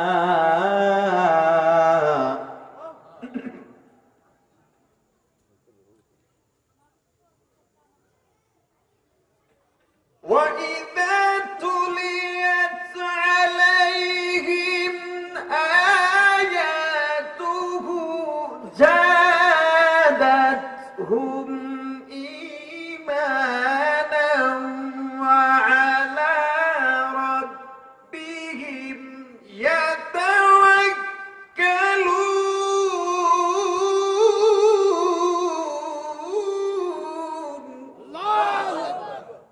আর যখন তেলাওয়াত করে, তেলাওয়াত ঈমান বৃদ্ধি পায়। তেলাওয়াত করলে কি হয় জানেন? তেলাওয়াত কথা বলে না রে ভাই। তেলাওয়াত কিসের তেলাওয়াত? জোরে বলেন কিসের তেলাওয়াত? তেলাওয়াতের পাওয়ার কি শোনামুনা কি? হ্যাঁ, কেমনি ঈমান বৃদ্ধি হয় দেখেন। এক সময় বাংলাদেশ, পাকিস্তান, ইন্ডিয়া কোনো আলাদা রাষ্ট্র ছিল না, সব মিলে নাম ছিল মহাভারত। এই মহাভারত 7 থেকে 750-800 বছর পর্যন্ত শাসন করেছে মুসলমানেরা। হ্যাঁ রে মুসলমান, কি অধপতন যে আমাদের হলো। আমাদের রক্ত দিয়ে ক্ষমতায় যায় আব্রাহাম লিঙ্কনের পুঁজিবাদী গণতন্ত্রের পূজারীরা। আমাদের রক্ত দিয়ে, আমাদের রক্তের উপরে ভর করে, কখনো আওয়ামী লীগ, কখনো বিএনপি। বোকা মুসলমান। রক্ত দিলাম আমরা, ভোগ করলো ইংরেজরা। রক্ত দিলাম আমরা, ভোগ করলো হিন্দুরা। শুধু ইসলামের কথা বলে চিল্লাই আর মাইর খাই, এছাড়া কোনো কাজ নেই আমাদের। 1603 খ্রিস্টাব্দে মহাভারতের মধ্যে 308 সদস্য বিশিষ্ট একটা কাফেলা ঢোকে মিস্টার হেকিংসের নেতৃত্বে। একটা ব্যবসার অজুহাত দিয়ে কোম্পানি করে নাম দেয় ইস্ট ইন্ডিয়া। মহাভারতের মধ্যে ঢুকে পুরা মহাভারতের চারিদিকে ছড়িয়ে পড়ে। 50 বছর, মাত্র কয় বছর? জোরে বলেন। 50 বছর পর্যন্ত মহাভারতের পুরো বড় বড় ব্যবসা প্রতিষ্ঠানগুলো ওরা জবরদখল করে নেয়, করায়ত্ত করে নেয়। গজনী বেগম আর মীর জাফরদের সহযোগিতায় গোপন ষড়যন্ত্রের মাধ্যমে মুসলমানদের হাত থেকে ক্ষমতা ছিনিয়ে নেয় ইংরেজরা। ক্ষমতা ছিনিয়ে নেওয়ার পর মুসলমানদের মসজিদ মাদ্রাসার জমিগুলো বাজেয়াপ্ত ঘোষণা করে। মুসলমানদের জান ও মালের নিরাপত্তা নাই, মুসলমানের মা বোনের ইজ্জতের নিরাপত্তা নাই। মুসলমানদের পিঠ যখন দেয়ালে ঠেকে গেছে, 1806 খ্রিস্টাব্দে শাহ আব্দুল আজিজ মুহাদ্দিস দেহলভী রাহমাতুল্লাহি আলাইহি মহাভারতের সমস্ত মুসলমানদের ডাক দিলেন, হে মহাভারতের মুসলমানেরা, কে কোথায় আছো? আর সময় নাই, ঝাঁপিয়ে পড়ো, সব নিয়ে বেড়াও, একটা মুক্তিযুদ্ধ আন্দোলন করতে হবে। আন্দোলনের নাম হবে ইংরেজ খেদাও আন্দোলন। যার যা আছে সব নিয়ে ঝাঁপিয়ে পড়ো। দিল্লি থেকে খায়বার পর্যন্ত রাস্তার দুই ধারে কোনো গাছের শাখা বাকি ছিল না যেখানে উলামায়ে কিরামের লাশ ঝুলি নাই। উলামায়ে কিরামকে শুঁড়ের চামড়ায় পেঁচাইয়া জ্বলন্ত আগুনের মধ্যে ফেলে দেওয়া হয়েছে। এত যুদ্ধ, এত রক্ত। ইংরেজরা তাকায় দেখলো মুসলমানদের সাথে পারি না, ব্যাপারটা কি? 1864 খ্রিস্টাব্দে ইংরেজদের বড় বড় লিডাররা ব্রিটেনে রাজধানীতে বড় মিটিং এ বসে, গোল টেবিল মিটিং, বৈঠক। ব্যাপারটা কি? ক্ষমতা আমাদের, অস্ত্র আমাদের, প্রশাসন আমাদের। হুজুরগো কিচ্ছু নাই, দেওবন্দিগো কিচ্ছু নাই, শাহ আব্দুল আজিজের কিচ্ছু নাই। এরপরেও মুসলমানদের সঙ্গে কেন পারি না, ব্যাপারটা কি? কি বুঝছেন? ভালো করে বুঝবেন। অস্ত্র, টাকা, জনবল, এরপরেও বদরের সাহাবী কয়জন? কাফেররা কয়জন? হ্যাঁ, ভুলে গেছে কপাল পরা মুসলমান নিজেদের ইতিহাস। কেন ভয় পাও? কেন ভয় পাও? মদদ দেবেন কে? আরো জোরে। وَمَكَرُوا وَمَكَرَ اللَّهُ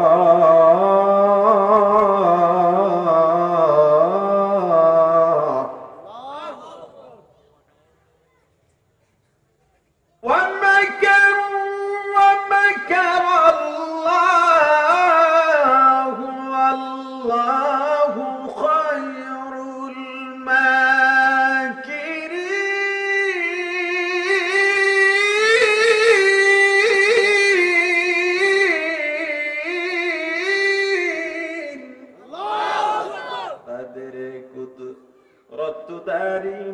কামাল আনতা রব্বি আনতা হাসবি যুল জালাল। ক্ষমতা কার? আল্লাহ। আসেনি বিশ্বাস?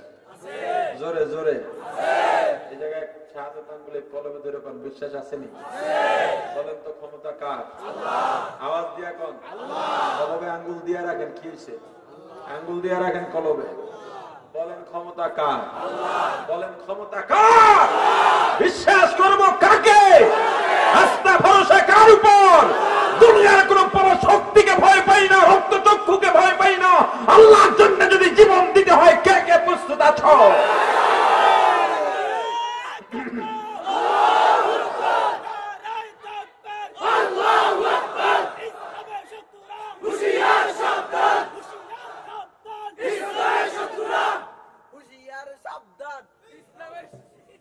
আলহামদুলিল্লাহ বলি আর জোরে।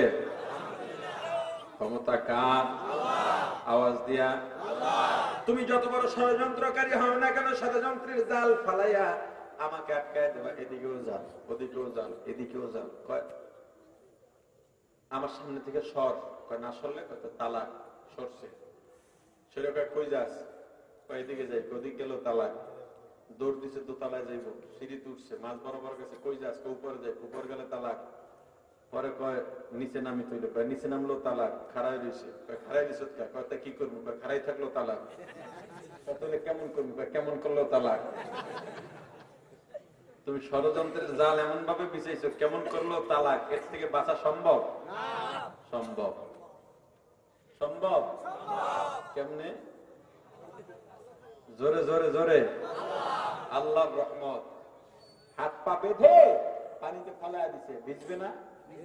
বলে দিলা ভিজলে খবর আছে। শুকনা থাকা সম্ভব? সম্ভব না? কথা বলে না। সম্ভব। কেমনে? আল্লাহর রহমতের উপরে আশা আছে, ভরসা আছে। আল্লাহ তো বলছেন লা তাকনাতু মির রাহমাতিল্লাহ। আসেনি? রহমতের উপরে ভরসা আছে, আল্লাহর উপরে তাওয়াক্কুল আছে। যত বড় ষড়যন্ত্রকারী হও না কেন, সবচেয়ে বড় ষড়যন্ত্র নস্বাতকারী কে? আল্লাহ। আরো জোরে, আরো জোরে। গোল টেবিলে বসে কি সমস্যাটা কি? মুসলমানের সাথে কেন পারি না? অস্ত্র আমাদের, প্রশাসন আমাদের, শক্তি আমাদের, টাকা আমাদের, ওদের কিচ্ছু নাই। পরের বাড়ি খায় আর ঘুমায়, বলে না? হুজুররা পরের বাড়ি খায়, বলেনি? এটা আপনাদের ফেনি নাই? এমন বক্তা আছে? মানে বক্তা মানে এটা হুজুর বক্তা বলি নেই, যারা বলে হুজুররা পরের বাড়ি খায়। তুমি কার বাড়ি খাও? তোমার ঘরের যে কামাই, এটা হুজুরের চেয়ে কি বেশি হালাল নাকি? কথা কয় না। খবর নিলে তো দেখা যাবে তুমি কোন ঘরের কোন মাতুব্বর। হ্যাঁ, আমার যেটা বলা উদ্দেশ্য শুধু সেটা বলবো। যতগুলো কারণ, তারা তিনটা কারণ বের করছে। একটা হলো, একজন বলল আমি একটা কারণ পাইছি। বলে কি? মুসলমানের কাছে অস্ত্র নাই, জনবল নাই, অর্থ নাই, এরপরে এমন একটা অস্ত্র আছে যে অস্ত্রের কাছে আমাদের অত্যাধুনিক অস্ত্র বোমা ভোতা হয়ে যায়। সে অস্ত্র কি? বলে ঈমান। কি কি কি? এই ঈমানের অস্ত্র কি দিয়ে তাজা হবে? কলব, জিকির আর ভালোবাসা, কয়টা সমন্বয়? হ্যাঁ, ওদের ঈমানই অস্ত্রে। ওরা যদি ঈমান দিয়ে আল্লাহু আকবার বলে, আর সেই লোকটা যদি শাহজালাল হয়, গৌর গোবিন্দ কা, ওর চেয়ে বড় গোবিন্দও টিকতো না। ঈমানের এত পাওয়ার। বলে ঈমানি অস্ত্রে ধার হয় কি দিয়া? ওদের একটা ধর্মীয় গ্রন্থ আছে না? কি সেটা? আল কুরআনুল কারীম।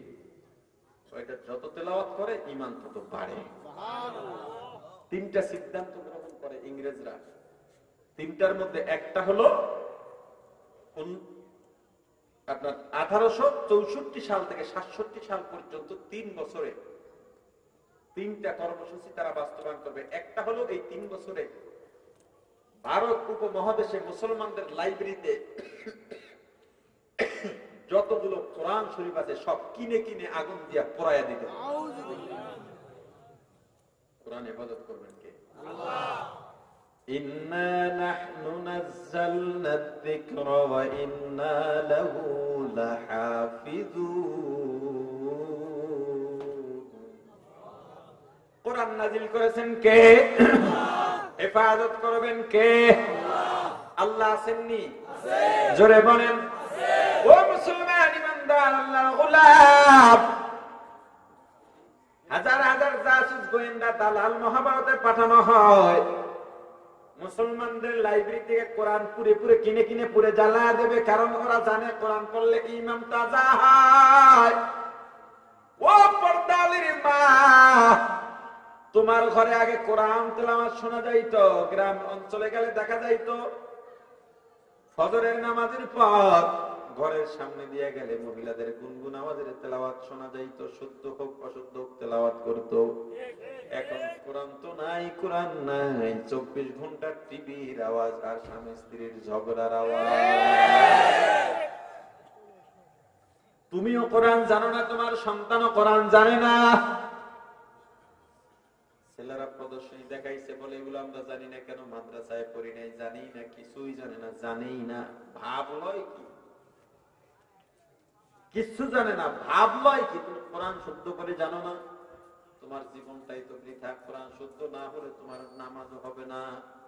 তুমি বড় বড় কথা বলো, মাদ্রাসায় যারা পড়ে তাদেরকে জঙ্গি বলো। এখন মিডিয়া গুলো উঠে পড়ে লেগেছে মাদ্রাসার বিরুদ্ধে, উঠে পড়ে লেগেছে।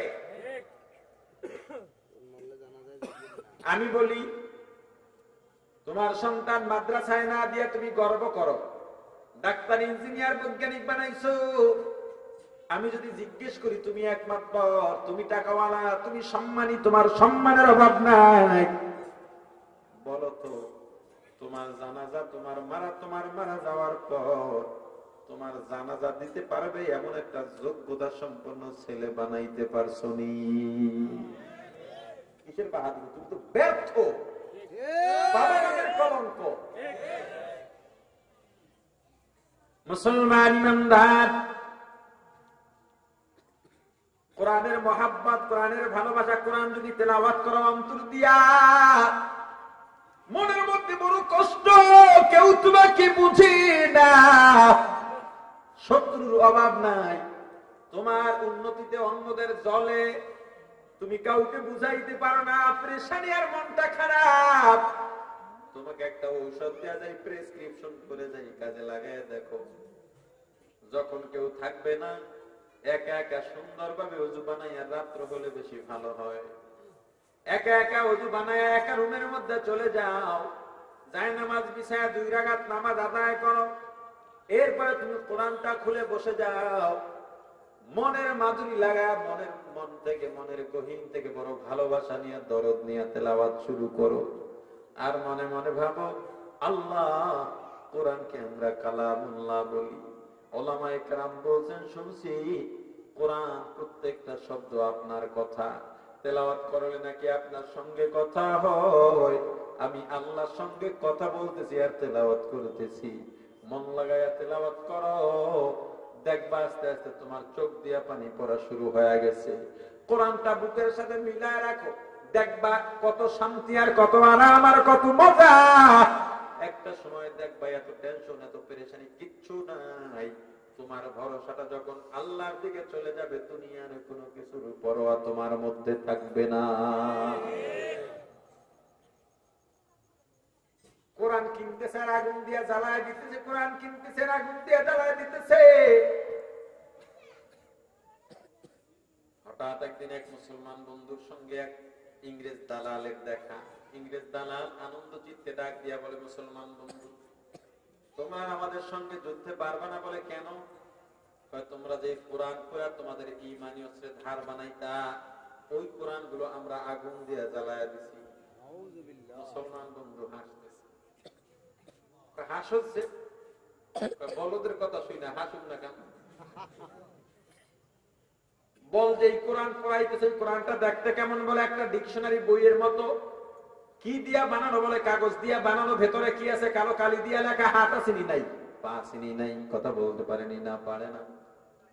ওরে আহাম্মক গাধা, এমন একটা কোরআন পড়াও যার হাত নাই, পা নাই, কথা বলতে পারে না, কাগজ দিয়া বানানো, কালি দিয়া লেখা।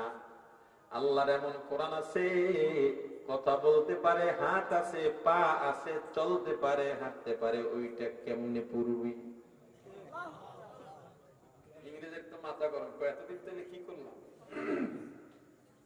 এমন কোরআন কোথায়? একটা জ্যান্ত কোরআন দেখা, ওইটারে পড়াইয়া প্রমোশনটা লইয়া লই। জ্যান্ত কোরআন দেখাইতে গেছে দিল্লি শাহী মসজিদের পাশে একটা হিফজখানা মাদ্রাসায়। মাদ্রাসার সামনে গিয়া মুসলমান বন্ধু ডাক দিছে, কোরআনের হাফেজ, আমাকে 8, 9, 10 বছর একটা বালক দেন, যে বালকটা 30 পারা কোরআন মুখস্থ করে ফেলেছে। ছোট্ট বালক সামনে দাঁড়ালো। মুসলমান বন্ধু ইংরেজকে পাশে বসায়া বালককে ডাক দিয়া বলছে, বাবা কোরআনের হাফেজ, তেলাওয়াত শুরু কর। ছোট্ট বালক কোরআনের তেলাওয়াত শুরু করে দিছে। তেলাওয়াত করতে করতে করতে করতে কত দূরে যাওয়ার পর ছোট্ট বালকের 2 চক্ষু দিয়ে টপ টপ করে পানি পড়া শুরু হয়। কত দূর তেলাওয়াত করার পর এবার মুসলমান বন্ধু কান্না শুরু করে দিছে। ইংরেজ একবার হাফেজের দিকে তাকায়, একবার মুসলমান বন্ধুর দিকে তাকায়, আর বলে, কি পড়ে কিছুই তো বুঝি না, এরপরে কেন কান্দে? অনেকে বলে কোরআন পড়ো, বুঝা পড়ো, না বুঝা পড়লে কোনো ফায়দা নেই। ওগুলাও আর এক দল কোরআনের শত্রু। কোরআন এমন এক কিতাব, কোরআন এমন এক মুজিজা, বোঝা লাগে না, না বুঝা পড়লেও সওয়াব, বুঝা পড়লেও সওয়াব। না বুঝা পড়লেও দিলে আসর করে, বুঝা পড়লেও দিলের মধ্যে আসর করে, তাসির করে, প্রভাবিত করে। কথা বুঝেন? আপনারা তেলাওয়াত শোনেন না বিভিন্ন সময় খালিদের? এই যে ফেনীতে কেরাত মাহফিল হয় না, আপনারা কি সবাই বোঝেন কি বলে? শুধু বোঝেন তেলাওয়াত? মজা লাগে না? অন্তরে ধাক্কা লাগে না? ঈমানের জজবা আসে না? ওয়া ইযা তুলিয়াত আলাইহিম আয়াতুহু যাদাতুহুম ঈমানা। কার ঘোষণা? ভুল আছে কোনো? কথা বলেন। বালক তো তেলাওয়াত করতেছে, হঠাৎ করে ইংরেজের 2 চক্ষু দিয়ে টপ টপ করে পানি পড়া শুরু হয়। কুদরত কার? আহারে, তেলাওয়াত যত সামনে আগায় ইংরেজের কান্নাও তত বাড়ে। তেলাওয়াত যত সামনে আগায় কান্নাও তত বাড়ে। তেলাওয়াত করতে করতে করতে করতে এক সময় বাচ্চাটা কোরআন তেলাওয়াত শেষ করে দিল। কুল আউযু বিরাব্বিন নাস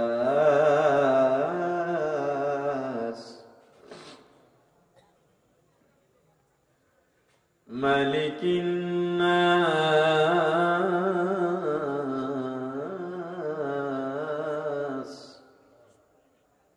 ইলাহিন নাস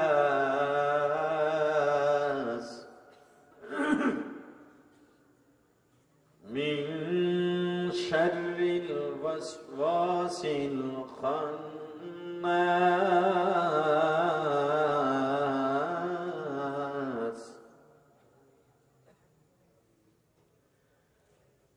الذي يوسوس في صدور الناس من الجنة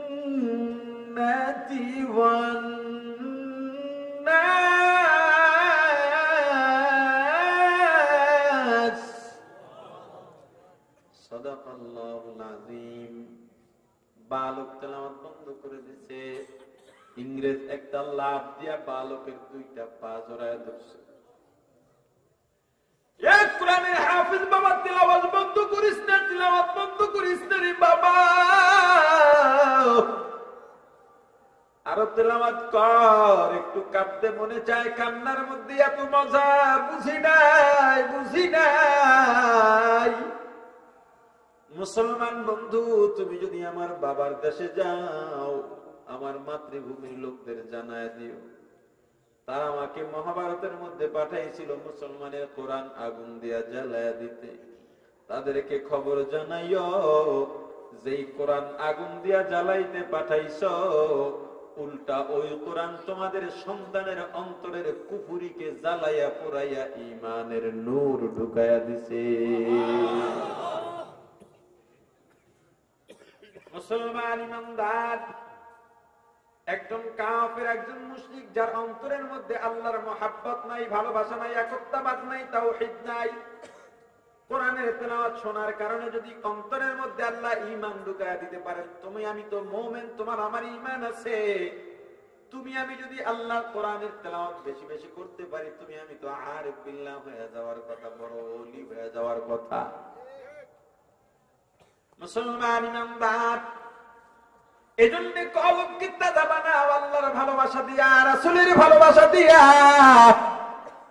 কতদিন বাঁচবো জানি না, তুমিও কতদিন বাঁচবা জানো না। কে কে জানেন কতদিন বাঁচবেন? কতদিন বাঁচবেন জানেননি? জোরে বলেন। কেউ যাওয়ার আছেন নাকি? যাইবেন কে কে? না, মাহফিল ছেড়ে যাইবেন কে কে? কে কে যাইবেন? যারা যাইবেন যান, 10 সেকেন্ড সময় দিলাম, এরপরে কিন্তু উঠতে পারবেন না, বুঝলে? হ্যাঁ, 10 সেকেন্ড পরে উঠলে কিন্তু সরল দেবো, বসায় দেবো। সারা রাইতের হুজুর আমি না। সারা রাইতের ওই যে সামনে বাতিবতি জ্বলবে, কিছু জিলাপি থাকবে আশেপাশে, মানুষ ওইটাতেই খেতে আশায় আশায় থাকবো।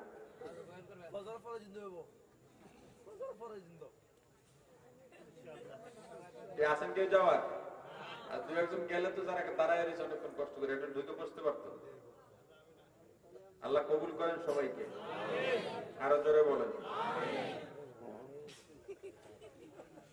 আল্লাহ আল্লাহ আল্লাহ আল্লাহ, আস্তাগফিরুল্লাহ আস্তাগফিরুল্লাহ। বলেন ভালোবাসবো কাকে? আরো জোরে বলেন। আল্লাহ রাব্বুল আলামিন দুনিয়াতে পাঠাইছেন আমাদের চালিকা শক্তি ভালোবাসা। ভালোবাসাটা পবিত্র না অপবিত্র? কোন ভালোবাসা পবিত্র? জোরে বলেন। আল্লাহ ও আল্লাহর রাসূলের ভালোবাসাটা পবিত্র। আল্লাহ ও আল্লাহর রাসূলকে ভালোবাসা ছাড়া আপনার আমার পরকালীন জিন্দেগিও শান্তিতে থাকা সম্ভব নয়। মুসলমান ইমানদার, এই ভালোবাসার পলকে উজ্জীবিত করার জন্য কি কি ঔষধ দরকার? 1 নাম্বার, জোরে বলেন। আরো জোরে বলেন। 2 নাম্বার, জোরে বলেন। তেলাওয়াত শিখছেননি? শিখা দরকার আছে না নাই? এই জন্য আমি বলে যাব, প্রত্যেক এলাকায় বয়স্ক কোরআন শিক্ষা চালু করবেন। সারাদিন রাত কাজ করে, এশার পরে কোনো কাজ থাকে না, থাকলেও আপনি ফারেগ হয়ে যাবেন। এশার নামাজের পর মাত্র 2 ঘন্টা সময় দেবেন, তাও বিরক্ত লাগে আপনার, হুজুর আপনাকে ধরে আনতে হয়। কাজটা আপনার, হুজুর কেন আপনাকে ধরতে যাবে? কাজ আপনার, আপনি কাজ করবেন। এশার নামাজের পরে 2 ঘন্টা, একেবারে না হলে আধা ঘন্টা একজন হুজুর রাখবেন উচ্চমানের বেতন দিয়া। হুজুরের কোয়ার্টার লাগলে কোয়ার্টার দিয়া দিবেন, 50,000 টাকা বেতন দিবেন। কি অসম্ভব? কথা কয় না? 5,000 6,000 বেতন দিয়া ভাবটা লয় কি? দেখছেন পাট লয়? সব কিছুর দাম বাড়তেছে, হুজুরগো দাম বাড়ে না। আপনাদের এলাকার মসজিদের হুজুরগো বেতন কত আছে সর্বোচ্চ? আন্দাজে কইেন না, 15,000। সব হুজুররা আগামী সপ্তাহে জুমায় ঘোষণা দিয়ে দেবেন, কালকে আমরা ইমামতি করবো না। বেতন 30,000 টাকা করতে হবে নিম্ন। রিক্সা চালাইলেও আপনার মাসে 30,000 টাকা বেশি হয়। কথা বলেন। সভাপতি আর সেক্রেটারি নামাজ পড়াইবে, সেক্রেটারি অক্তিয়া নামাজ পড়াইবে, সভাপতি জুমার নামাজ পড়াইবে। ঠিক আছে? আপনার ইমামতি ছেড়ে দেন। মনে হয় যেন নিজের পকেট দিয়ে টেহা দিব। কি যে মায়া হুজুরকে টেহা দিচ্ছে। একজন ওস্তাদ রাখবেন, ভালো হুজুর রাখবেন, উচ্চমানের বেতন দিয়া। এশার নামাজের পর 1 ঘন্টা আধা ঘন্টা তাসবিহ সহ কোরআন শিখবেন, আধা ঘন্টা দ্বীনের মাসআলা মাসাইল জানবেন, প্র্যাকটিক্যালি শিখবেন। এই শেখা অবস্থায় যদি মারা যান, আল্লাহ আপনাকে তালিবুল ইলমের মর্যাদা দিয়া বিনা হিসেবে জান্নাত দিয়া দেবে। শেখা অবস্থায় যদি নামাজে ভুল হয় তাও আল্লাহ মাফ করে দেবেন। আল্লাহর কত দয়া, আল্লাহর কত মায়া। তবুও জাহান্নামী হয়ে কবরে যাইও না, গুনাহগার হয়ে কবরে যাইও না। ও আল্লাহর গোলাম, কার মায়ায় পড়ছো? কারো মায়ায় পড়ে লাভ নাই। এই দুনিয়ায় যারা আপন আসলে এরা কেউ আপনই না। যাদেরকে আপন ভাবে এরা কেউ আপন না। দুনিয়ায় সবচাইতে মাকে আপন ভাবা হয়। মা সন্তানের জন্য জীবন দিয়া দিতে পারে। আসলে বাস্তবতা দেখো, তোমার আমার মা তোমার আমার কতটুকু আপন। কিয়ামতের ময়দানে আল্লাহ বলেন, ইয়াউমা ইয়াফিরুল মারউ মিন আখিহি ওয়া উম্মিহি ওয়া আবিহি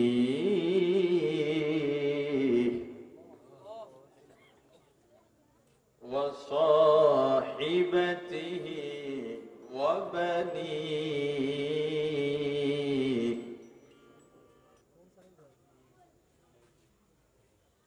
يوم يفر المرء من أخيه وأمه وأبيه وصاحبته وبنيه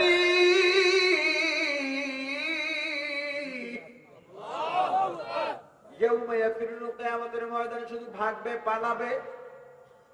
ভাই ভাইকে, ভাই বোনকে, মা বাবাকে, বাবা মাকে, সন্তান, স্ত্রী, স্বামী, যে যাকে দেখবে, দেখলে একে অপরের থেকে শুধু ভেগে পালাবে পালাবে পালাবে। সন্তানকে মা দেখছে, মা পালাবে, মা সন্তানকে দেখছে, সন্তান পালাবে। বাবাকে দেখছে, সন্তান পালাবে, বাবা সন্তানকে দেখছে, পালাবে। বন্ধু বন্ধুকে দেখছে, পালাবে। ঘটনাক্রমে যদি কোনো মা আর সন্তানের সঙ্গে সাক্ষাৎ হয়ে যায়, সন্তান অনুনয় বিনয় করে বলবে, মা দুনিয়াতে আমাকে ছাড়া কিছু বুঝতা না, না খাইলে তুমি খাইতা না, আমি না ঘুমাইলে তুমি ঘুমাইতা না। ও মা, শিশুবেলা আমি কান্না করলে আমার ভাই বোন বিরক্ত হইতো, আমার বাবাও বিরক্ত হইতো, তুমি বিরক্ত হইতা না। মাগো, একটা নেকের অভাবে জাহান্নামে যাইতেছি। মা ডাক দিয়া বলবে, আমার কোন ছেলে ছিল না, ছেলে তো চিনি না, কে তুই? সন্তান অনুনয় বিনয় করে বলবে, মা গো, আমাকে কেমনে চিনলাম? আমার বাবা অমুক, যেই বাবাকে ছাড়া তুমি কিছুই বুঝতা না। বাবার জন্য অপেক্ষা করতা, বাবার খেদমত করতা। মা জবাব দিয়া বলবে, কিসের বাবা, কিসের স্বামী, কিসের সন্তান? আমার তো বিয়াই হয় না। ওরে সন্তান, কাদের জন্য পাগল হইছ? এই মুহূর্তে যদি চক্ষু দুইটা বন্ধ হইয়া যায়, যেই বিবির সঙ্গে একই বিছানায় সারাটা জীবন কাটাইলা, ওই বিবিও যখন জানতে পারবে তুমি দুনিয়ার মধ্যে নাই, তোমার বিবি তোমাকে ছেড়ে ঘরের দরজা বন্ধ করে আর একদিকে চলে যাবে। সন্তানগুলো যাদের জন্য মাথার ঘাম পায়ে ফেলাইয়া, পিঠটা রোদে পুরাইয়া, না খাইয়া না ঘুমাইয়া, গায়ের রক্ত পানি বানাইয়া, বিয়ের আগে বৃষ্টিতে ভিজতে না, শরীর খারাপ হবে চিন্তা করে, রোদে নামতে না চেহারা পুড়ে যাবে চিন্তা করে, বেশি ঘুম শরীর খারাপ হবে চিন্তা করে। কিন্তু বিয়ের পর যখন সন্তান হয়ে গেল, তুমি এখন রোদে নামো কিন্তু চেহারা পুড়ে যাওয়ার চিন্তা করো না সন্তানের জন্য। বৃষ্টির মধ্যে সারাদিন ভেজো আর জমিনের মধ্যে কাজ করো, অসুস্থ হওয়ার টেনশন করো না, চিন্তাও করো না সন্তানের মায়ায়। গভীর রাতে বাড়ি ফেরো, তোমার কষ্ট হবে, ঘুম কম হবে, আবার সকাল উঠে যাওয়া লাগবে, তাও চিন্তা করো না সন্তানের মায়ায়। ওরে আল্লাহর গোলাম, যে সন্তানের জন্য এত কিছু করলাম, ওই সন্তানগুলো তোমার ঘর থেকে বের হয়ে যাবে রে আল্লাহর গোলাম। কবরে একা থাকা ছাড়া উপায় হবে না। একবার চিন্তা করছো, একবার শুধু মাঝে মাঝে বিছানায় শুয়ে বালিশের সঙ্গে মাথাটা লাগাইয়া, গভীর রাতের লাইট বন্ধ করে দেওয়া হয়েছে, সবাই ঘুমায়, তুমি একটু মুরাকাবা করবা, মাঝে মাঝে বালিশের সঙ্গে মাথাটা লাগায় চিন্তা করবা, এখন তো আজরাইল আসতে পারে, আজরাইলের চেহারা জানি কেমন হয়। শুনছি আজরাইলের এক হাত থাকবে মাশরিকে আর এক হাত মাগরিবে, মাথা থাকবে আসমানে, জমি পা থাকবে জমিনে, বড় বড় দাঁত, ভয়ঙ্কর চোখ। আজরাইল যদি আমার কলিজাটা, আমার অন্তরটা, আমার কলবটা, আমার জীবনটা, আমার রূহটা থাবা মেরে নিয়ে যায়, পাশে আমার বিবি ঘুমানো, সন্তান ঘুমানো, পাশের ঘরে মা বাবা ভাই বোন ঘুমানো, কেউ তো টেরও পাইবে না, জানতেও পারবে না। মুরাকাবা করো আর চিন্তা করো, আমার মৃত্যু হয়ে গেছে, এখন আমাকে গোসল দেওয়াবে। মানুষজন সবাই কান্নাকাটি করতেছে, কেউ দৌড় দিছে মসজিদের মাইকে এলান করার জন্য, কেউ দৌড় দিছে বাজারে বাঁশ কাটার জন্য, কেউ তাড়াহুড়া করতেছে দোকানে গিয়ে কাপড় আনার জন্য। একবারও একটা মানুষও বলে না এত তাড়াহুড়া করুন, একটু পরে রাখি, 2টা দিন থাকুক। মাও কান্দে আর বলে কবর খোঁড়ার জন্য কোদাল নিয়ে কবরের স্থানে যাও। বাবাও কান্দে, ঠিক আছে, কিন্তু আবার বাসারে গিয়ে দেখে বাঁশ কাটা ঠিক হচ্ছে কিনা, কবর খননের জায়গায় গিয়ে খোঁজ দিচ্ছে কবর খননটা ঠিক হচ্ছে কিনা। আমার সন্তান একবারও বলে না 5টা দিন আমার বাবা থাকুক, আমার সন্তানও বলে না, আমার মা বাবাও বলে না, আমার ভাই বোনও বলে না তাড়াতাড়ি জানাজার ব্যবস্থা করো। সবাই শুধু বলে তাড়াতাড়ি তাড়াতাড়ি, সময় নাই সময় নাই সময় নাই। আহারে, যে আমি এত গুরুত্বপূর্ণ ছিলাম, আমার জন্য এত সময় যাদের, আজকে আমার জানটা চলে যাওয়ার পর এত কদরহীন হয়ে গেলাম, এখন আমার মাওলা ছাড়া উপায় নাই। আর এখন আমাকে গোসল দেওয়াইতেছে, আমার সন্তানগুলো পাশের রুমে বসে বাবা বাবা বলে কাঁদতেছে, আমার মা আমার জন্য কাঁদতেছে, আমার বিবি আমার জন্য কাঁদতেছে। আমার গোসল করায়া পাতলা 3খানা কাপড়ের প্যাকেট বানাইয়া মুর্দার খাটি উঠাইয়া জানাজার মাঠের দিকে নিয়ে যাওয়া হচ্ছে। মানুষ বলা বলি করতেছে, আহারের সাথে তো অমুক দিন চা খাইছিলাম, অমুক দিন আমরা ঘুরতে বেরোইছিলাম, আর আমার সাথে কত সম্পর্ক ছিল, এভাবে চলে যাবে বুঝতে পারি নাই। যে মন্তব্য করে সেও তো জানে না, সেও কিন্তু এভাবেই চলে যাবে, কেউ বুঝতে পারবে না। আমার জানাজা পড়াইয়া 4 জনে আমার খাটটা কাঁধের মধ্যে নিয়ে রওনা দিছে। আমার বাচ্চাগুলো পেছনে পেছনে আব্বু আব্বু বলে চিৎকার দেয়, হোঁচট খেয়ে পড়ে যায়। আরে আমি মনে করছি এরাই বুঝি আমার সঙ্গে কবরে যাবে, কবরের পাশে রেখে কোমরে গামছা লাগাইয়া 2 জন লাফ মেরে কবরের মধ্যে পড়ে গেছে। আমি ভাবতেছি এই 2 জন বুঝি আমার সঙ্গে থাকবে, আরে না, আমাকে সই আসে 2 জন উঠে যাইতেছে। বাঁশের চালি দিয়া কলা পাতা বিছাইয়া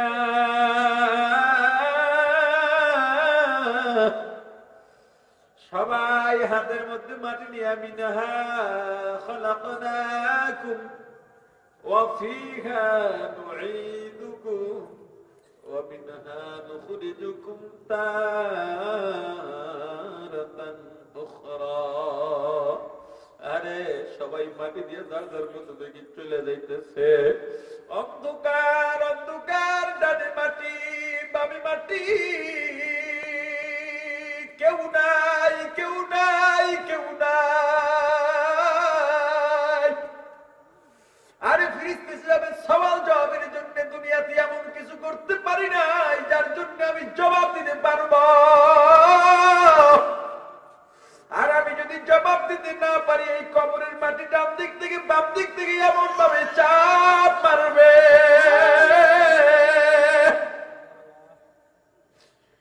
ডান পাজরের হাড্ডিগুলো বাম পাজরে চলে যাবে, বাম পাজরের হাড্ডিগুলো ডান পাজরে চলে যাবে।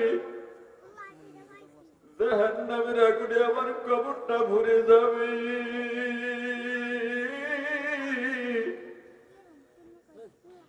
99টা সাপ শো শো করতে করতে আসতেছে, আসবে আমাকে দংশন করার জন্যে। এই অবস্থায় আমার মাওলা ছাড়াই আমার কেউ নাই, কেউ নাই, কেউ নাই। মাঝে মাঝে এমন মৃত্যুর মুরাকাবা করবা, আল্লাহ যদি চান আল্লাহ কলবটা সাফ করে কলবের মধ্যে আল্লাহর ভয়, আল্লাহর মোহাব্বত, আল্লাহর ভালোবাসা ঢুকা দিবে।